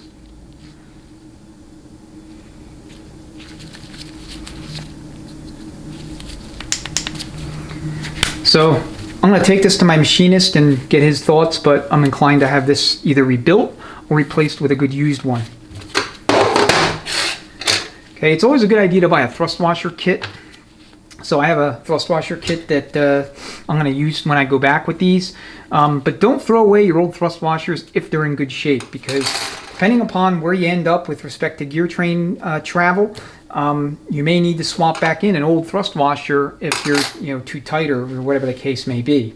So don't just discard the thrust washers, especially if they're in good shape. Obviously, if they're broken, like tabs missing or cut off, broken off, you throw that in the trash. But this one's in good shape, so we'll keep it aside. Now, I'm gonna put this on with some assembly lube because I want to show you how to measure gear train end play. We're gonna put the gear train back together, and we'll go through that exercise in a little bit once we get done individually inspecting all these parts. So this one I'm thinking is going to need either remedial work or just need to be replaced. Alright, the ring gear is fine. Output shaft. So you're checking your splines and your journal surfaces all along the shaft. Okay, you want to make sure that there's no issues. Check your snap ring grooves as well.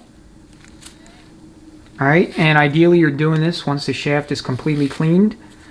Alright, you want to shoot brake cleaner into all these lube orifices. Make sure that there's no crud or anything in there that's otherwise potentially serve as a restriction or a blockage. That's the last thing you need. So you want to make sure you do that before you go back with it. Check the end, make sure this is not about to break off or something. Okay, check for wear here. Alright, a lot of this is common sense, but you want to make sure you're thorough in your inspections so that you avoid having stuff come back. Okay, talked a little bit about the shell. Alright, now what I'm going to do is go ahead and disassemble it entirely. So here's our thrust washer for Planet.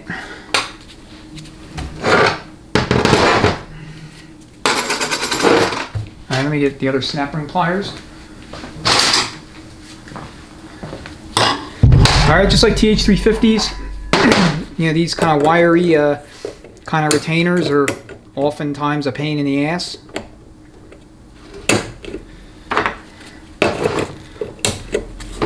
In fact, it's probably easier to sit this on something.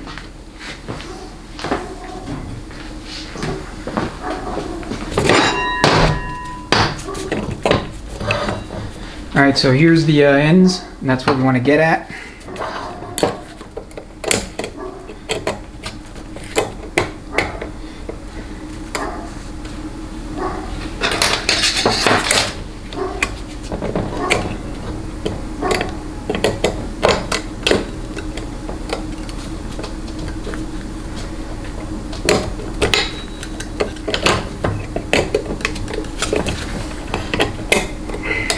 Yeah, they are definitely a pain, but I mean, I ideally don't want to leave it in here like this because you want to inspect this thrust plate.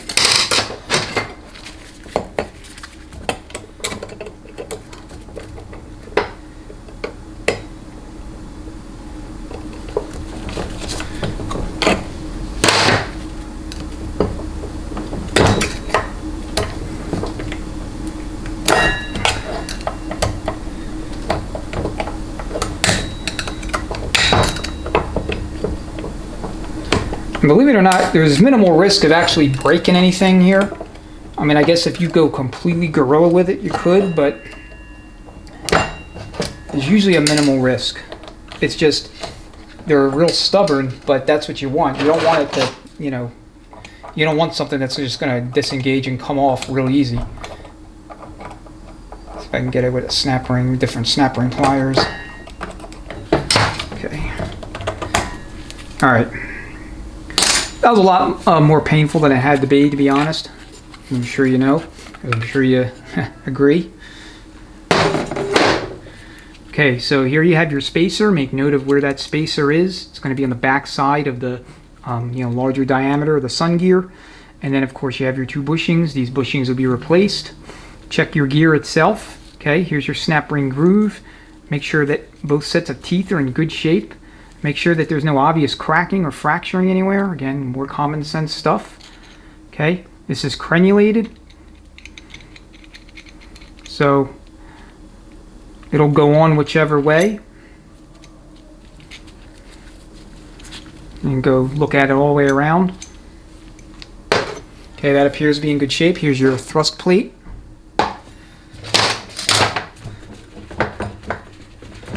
And generally speaking, you want to put them back on the same way it came off, but that's not super important. So if you're particular, you just want to know for sure, just make a mark.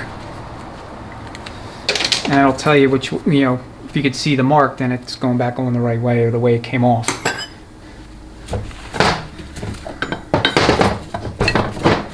Okay, sun shell. You're going to have an inner thrust plate as well.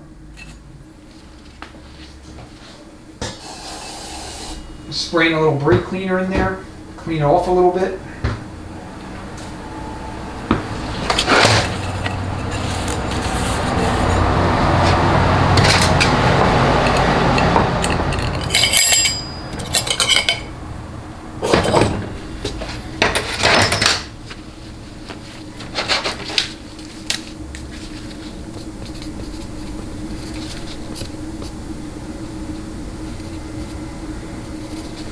Alright, so I'll just label that.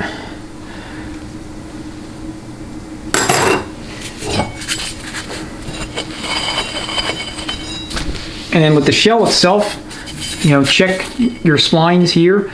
Every once in a while, we'll see one come in, it'll be cracked, or damaged or whatever. Lug wear, you want to make sure that the lugs are not all, damaged to the point where it's not reusable. Okay.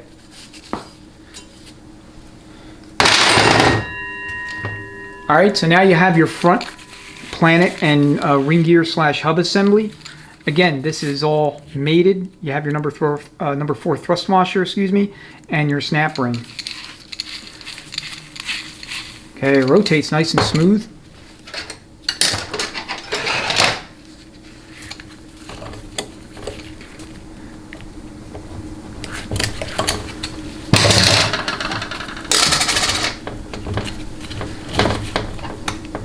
Alright. Okay, here's your thrust washer. Okay, make sure it's in good shape. You're going to reuse it. Then you have your bushing, and then you have your 4-tab thrust washer for the planet. Okay, like I said, there's rollarized planet and ring gear sets for these transmissions. So same thing, you can just double checking everything. You can separate the ring gear from the hub via the snap ring. So you can replace one half or the other. Replace the bushing. You don't have to separate them just for the purposes of cleaning. Only if you need to replace one of the 2 components.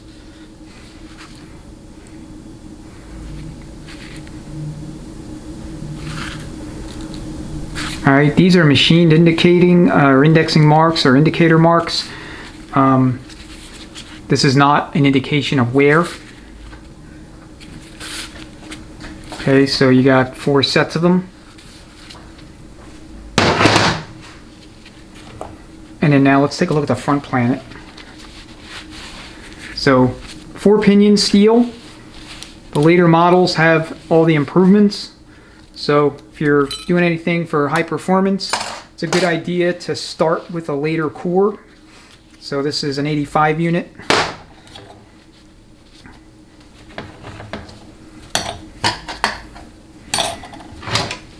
Alright, these 2 are the same.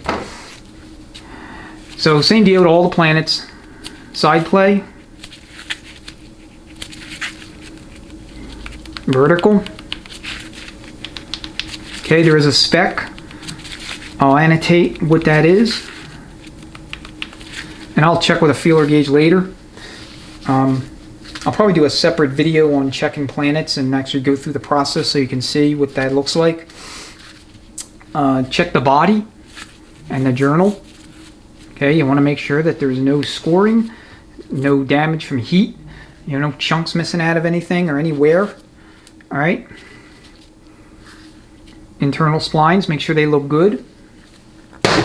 So I mentioned that the 727s underwent more evolution.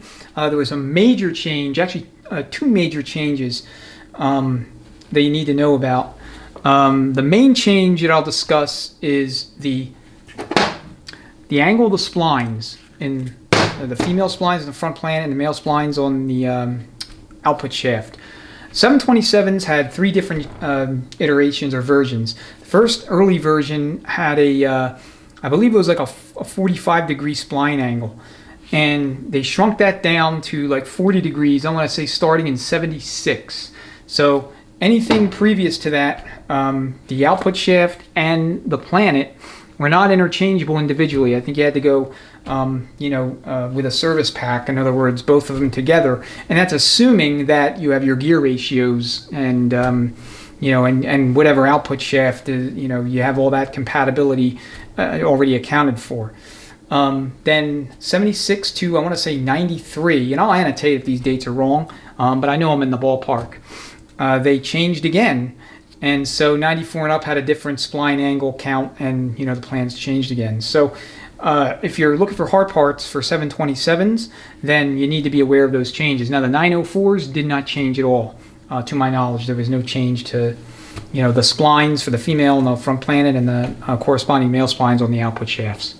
Okay, so those are the three changes. I think I said, well, there's two changes, actually three. And those are the three changes as it relates to the front planet and the gear train that I wanted to cover.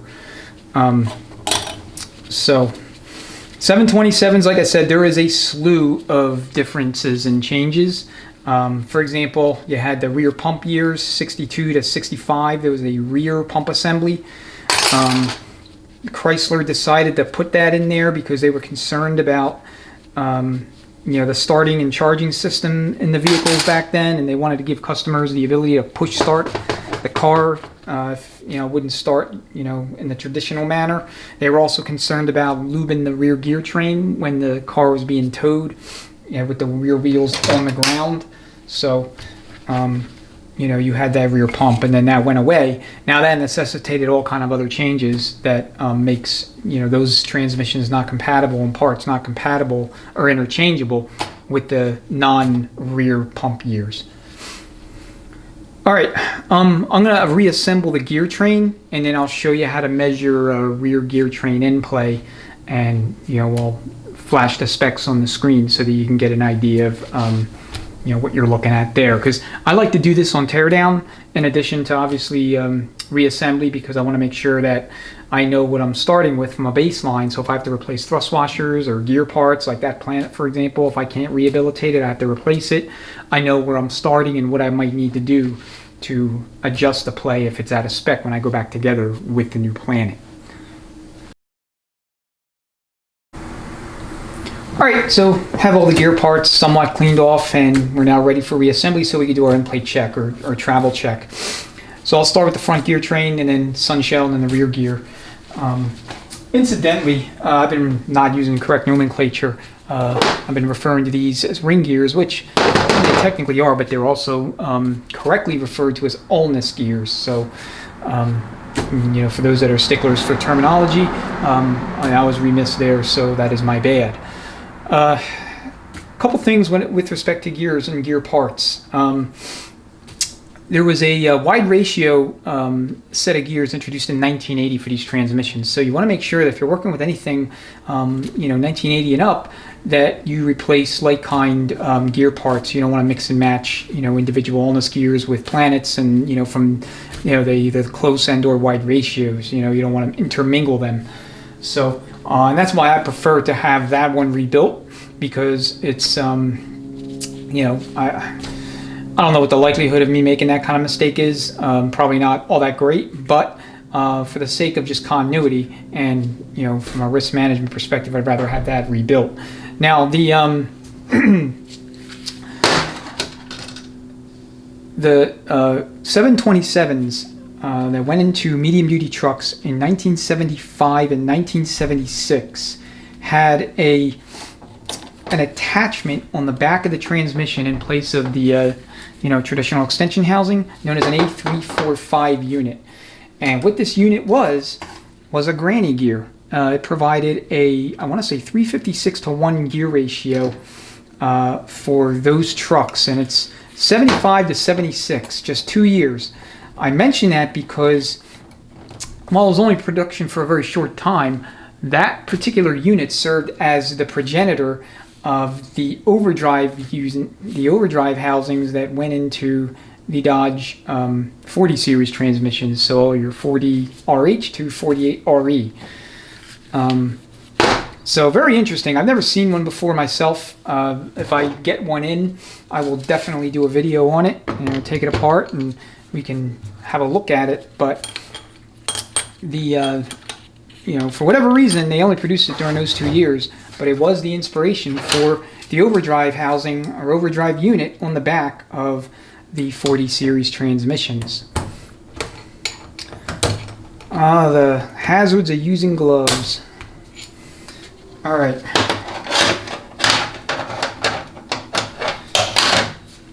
Okay, so as you saw, pretty straightforward assembly process for the front gear set. So next is going to be our sun shell. So like I said, the thrust plates that go on either side, it doesn't matter which way they go, they're both the same. So I'll just get this to line up as best I could, as will be like our inner thrust surface. I think this is actually backwards. I think this goes facing to the sun shell, but like I said, it doesn't really matter. Alright, before you install your sun gear, make sure you have your crenulated spacer in place, because this is going to be the front sun gear. It's going to come up through the bottom of the shell, and then of course the small one's going to be the rear, so that goes just like that. And then you have this here, make sure it's in position, just drop it on in. And then I'm not going to put any assembly lube on this one.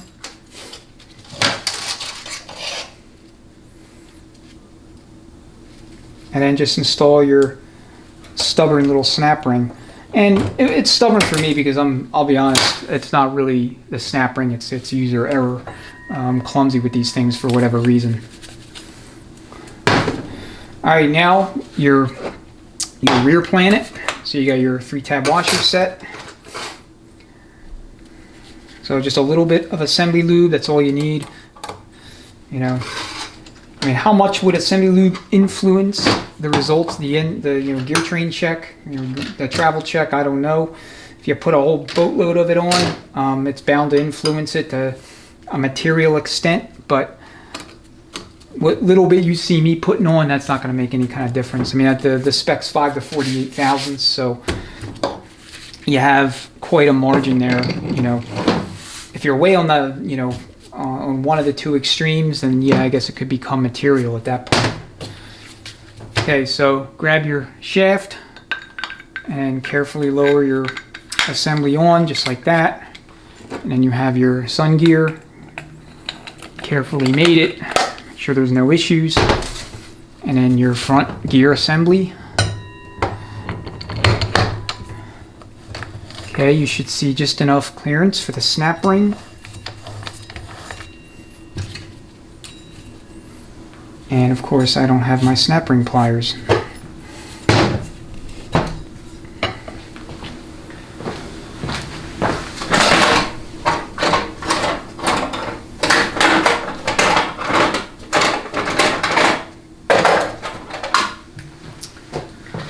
Way to be prepared.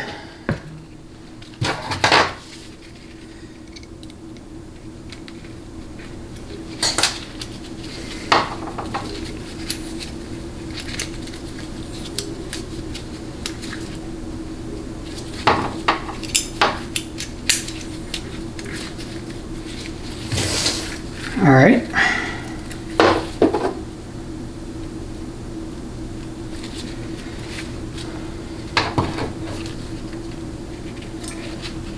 I have other snap ring pliers too, but I put them away.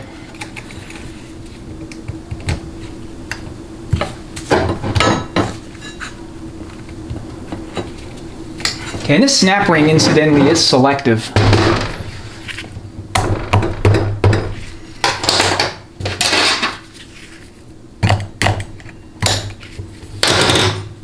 Alright, that was very sloppy. But see that travel there? That's what you're actually measuring. But where you're going to measure it is right here between the ulna gear and this part of the shaft. See that gap right there? That's what you're measuring. All right, time for some feeler gauges. So the main thing is you don't want to be able to have not enough room to fit a 5 thou feeler gauge, and you don't want to have so much room that you're able to fit anything thicker than a 48 thousandths feeler gauge. Okay, so 5 thousandths fits very, very easily.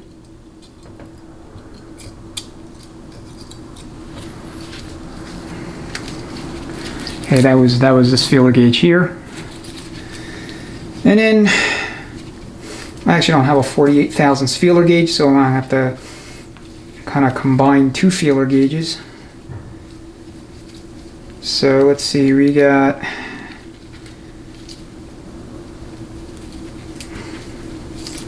this is 47 thou, so I'm going to just use 23 and 24 thousandths. I mean, by eye I could tell they're not going to fit.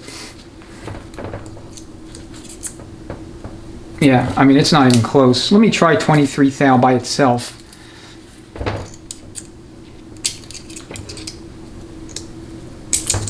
Man, that won't even fit. So this is pretty tight, which is good. I like a tight gear train for these transmissions. Let me do 18 thou. I'm just randomly picking sizes that I think might work. Okay, 18 thou is tight, but it fits. So I'm going to conclude that this gear train has an 18 thousandths worth of travel. So I'll disassemble this later, clean everything back up. I gotta get that planet in the rear dealt with one way or another. So we'll look at the low reverse drum. So I think we kind of looked at this already, but main thing is we want to make sure that it's not warped on the band surface. Alright, sometimes these will come in warped, especially if you have situations where burnouts are being done and racing and street strip type deals.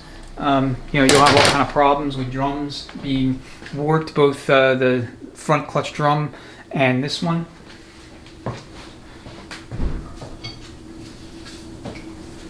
So if I could demonstrate the straight edge and flashlight method for detecting warpage. And there may be a spec for this too, like some tolerance that it'll put up with before it becomes a situation where you got to either replace the drum or remediate it, machine it. So okay, I see very, very little, if any, light. I mean, it's scant. And that could be because I'm not holding the straight edge correctly. Who knows? So let me get it a little bit further down here so you can see it. Yeah, I mean, like I said, by eye, just looking at it, even when I first took it out, it looked like it was in perfect shape to me. So, all right, here is that housing again. Let me bring the extension housing over. That output shaft support is going to get replaced. Alright, so what we need to do here is I need to take this seal out, and then I need to thoroughly inspect this bearing. Like I said, it's best to just replace these. I ordered another one anyway. If this one is in fact good, I'll just keep it around. But you basically press these in, and that's it. So press them in, press them out on the shop press. No big deal. The rest of this housing is filthy. We talked about the governor extension port, or I should say inspection port for line pressure or governor pressure. And it's late in the day, so I'm starting to mince my words. All right, let me change the camera angle a little bit, and then we'll just summarize our findings for this teardown and stuff. Yeah, you know what? I knew I was forgetting something else. Governor. All right, let's take a quick peek at the governor assembly. Let's get this extension housing out of the way. All right, so here's the governor assembly. We really didn't talk a whole lot about it. All right, but this is what it looks like when it's fully assembled. obviously off the output shaft, no output shaft in the way, but you have your E-clips for retaining the governor rod. Then you have your main snap ring for the overall, the overall valve itself. And then you have your inner snap ring that holds the valve in place in the sleeve. And then of course you have your bolts here for 7/16 inch bolts. Again, the ATSG manual gives you a torque spec of 95, and it does not have an asterisk next to it to indicate inch pounds. But whatever you do, do not put this thing back on with 95 foot-pounds of torque. Again, it's common sense, I know, but still, who knows, somebody might make that mistake, I don't know. All right, I'm gonna take it off the parking gear.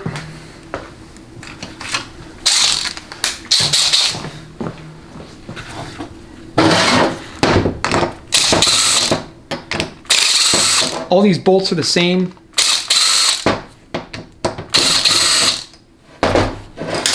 And this thing can really only go on one way. Alright, so you have your filter, your little filter screen. Alright, don't forget to go back with it. And then your parking gear, you're going to check splines. Okay, on both sides. And you have two sealing rings you got to replace, and an area in here you want to inspect. Now it's very rare I actually see damage here, but you're going to replace these sealing rings. All right. You have one. Notice it's got a butt end, so it's in contrast with the sealing ring here. That's an interlock.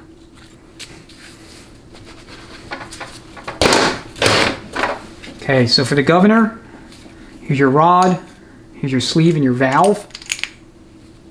Alright, so let me get a screwdriver. Actually, get my pick. Take this out of here. And you don't want to lose these E-clips. Okay. If you have a hard part supplier in town or local to you, it may be a good idea to see if they have like a miscellaneous parts bin. If you work on whatever transmission you're working on all the time, see if you can scavenge parts like that. Same with the junkyards. Junkyards are great for that. Just, you'll find partially disassembled transmissions in the junkyard, and, you'll be able to harvest them for parts. So anyway, this is how it goes. I don't know what the hell I was trying to do there. This governor valve goes into this bore right here. Okay, so you want to make sure that as you move it up and down, it moves freely, okay? It doesn't bind up, it doesn't catch, and that bore, the bore itself is not, all scored up. And I'm inspecting it as you're inspecting it. Looks okay.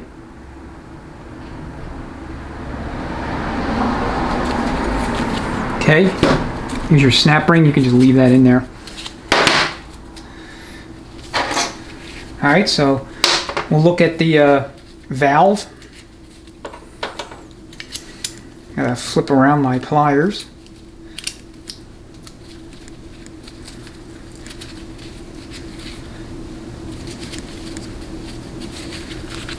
I also have to keep watch for battery.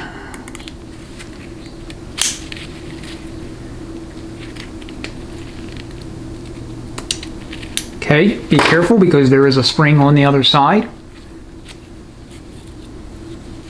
And that's what it looks like. So you want to just carefully inspect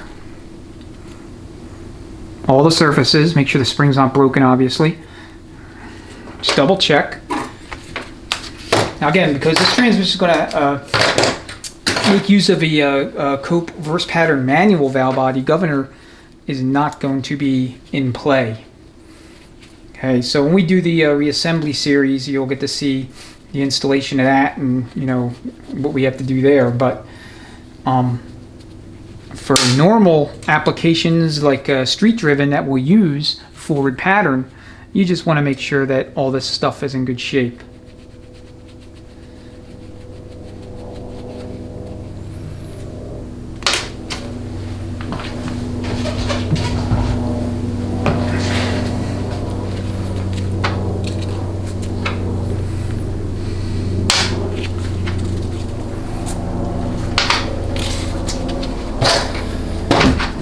You could put like assembly lube or WD-40 or whatever.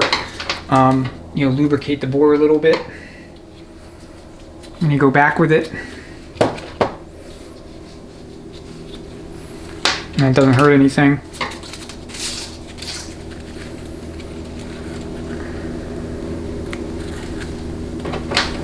And then just put it back in.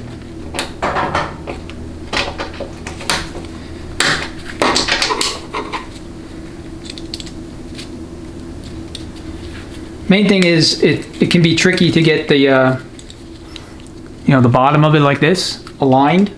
So it has to go like that. That's the only way you're going to get the snap ring groove exposed, so you can put the snap ring.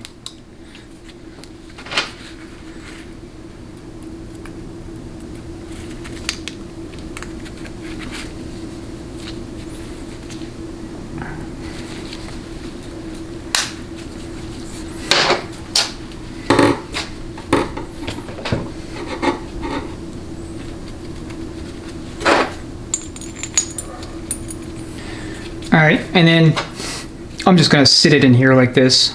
There's no point. Obviously, I mean, if it's gonna go back on, you gotta put it on the output shaft. So it just goes in like that. And that's it. And then just take your little E-clip here, because I don't want to lose this stuff, and just put it back on. Easier said than done. Late in the day, kind of wanting to wrap up. So, in fact, I'll mess with it later. All right, let me change camera angle a little bit. We'll summarize everything, and then we'll be done for the day. All right, we're ready to wrap things up. Have all the parts on the bench, except for the transmission case that's in the back, getting ready to go into the jet wash. So all in all, this core is pretty healthy. No major damage. The only areas of concern are the rear planet. I want to get that overhauled, and the output shaft support that's scored up pretty bad. But other than that, it's in fine shape. Pump is good. The two drums are good. The low reverse drum's good. The rear band's in perfect shape. We have a new band anyway we're going to install, but we'll keep that band aside for future use or to have relined. The front bands, I got a little bit of wear, normal to be honest. Nothing that would lead me to believe that there was any kind of maintenance or abuse issues going on. The valve body, like I said, we're going to keep that aside and install a Cope Racing manual valve body on here when we go back with it. As far as parts that we're going to throw into this transmission, it's going to take a complete cowl kit. So a cowl kit is going to be your paper and rubber kits, so all your seals, your gaskets, O-rings, sealing rings, and miscellaneous parts like little filters, things like that. Your main filter, your front band or kick down band, and they'll come with a flex band. Usually a couple of bushings are included, like the pump body bushing and or direct drum bushing. They'll include a couple in the kit with when you purchase cowl kit. And then we're going to supplement that with a complete bushing kit, a thrust washer kit. We're going to install upgraded servos for both the front and the rear, so the kick down and the low reverse. The front servo is going to be a dual sealing ring servo from A904 transmissions, and then the rear servo is going to be a Sonics servo kit. Sonics will also, they have an accumulator we're going to put in here for the 1-2, and then you just reuse your factory spring. What else? Low roller assembly. So we're installing all new, cages and rollers. Let's make sure that's freshened up. But the race, is perfectly fine. The cam looks fine. So nothing, really to lead me to believe that this thing wasn't well maintained. It doesn't look like it has all that many miles on it. It appears to be original condition, so it was a good core. The only thing that I need to find out is the deal with that weld repair with that squared off plate. I want to confirm with the customer that they in fact confirmed that it made it to the engine block after the repair. If not, then I'll just give them the case and they can test it out. So All right, as always, thank you so much for watching. If you have any questions, comments, go ahead and leave them below. If there's anything else about the A904 727 family transmissions you want to see, a little bit more in-depth video on, just go ahead, post it in the comments, and I'll do what I can to prioritize it. I will look to get a 727 in here as well, so we can do kind of a compare and contrast with this one. I mean, it's just simply a larger version in all respects of the A904, but like I said, there's a lot more changes and evolution of design of parts with the 727s compared to the 904s, so we'll get a little bit deeper into that if and when we do teardown inspection on one of those transmissions. Alright, thank you for watching, and I look forward to seeing you on the next video. Take care.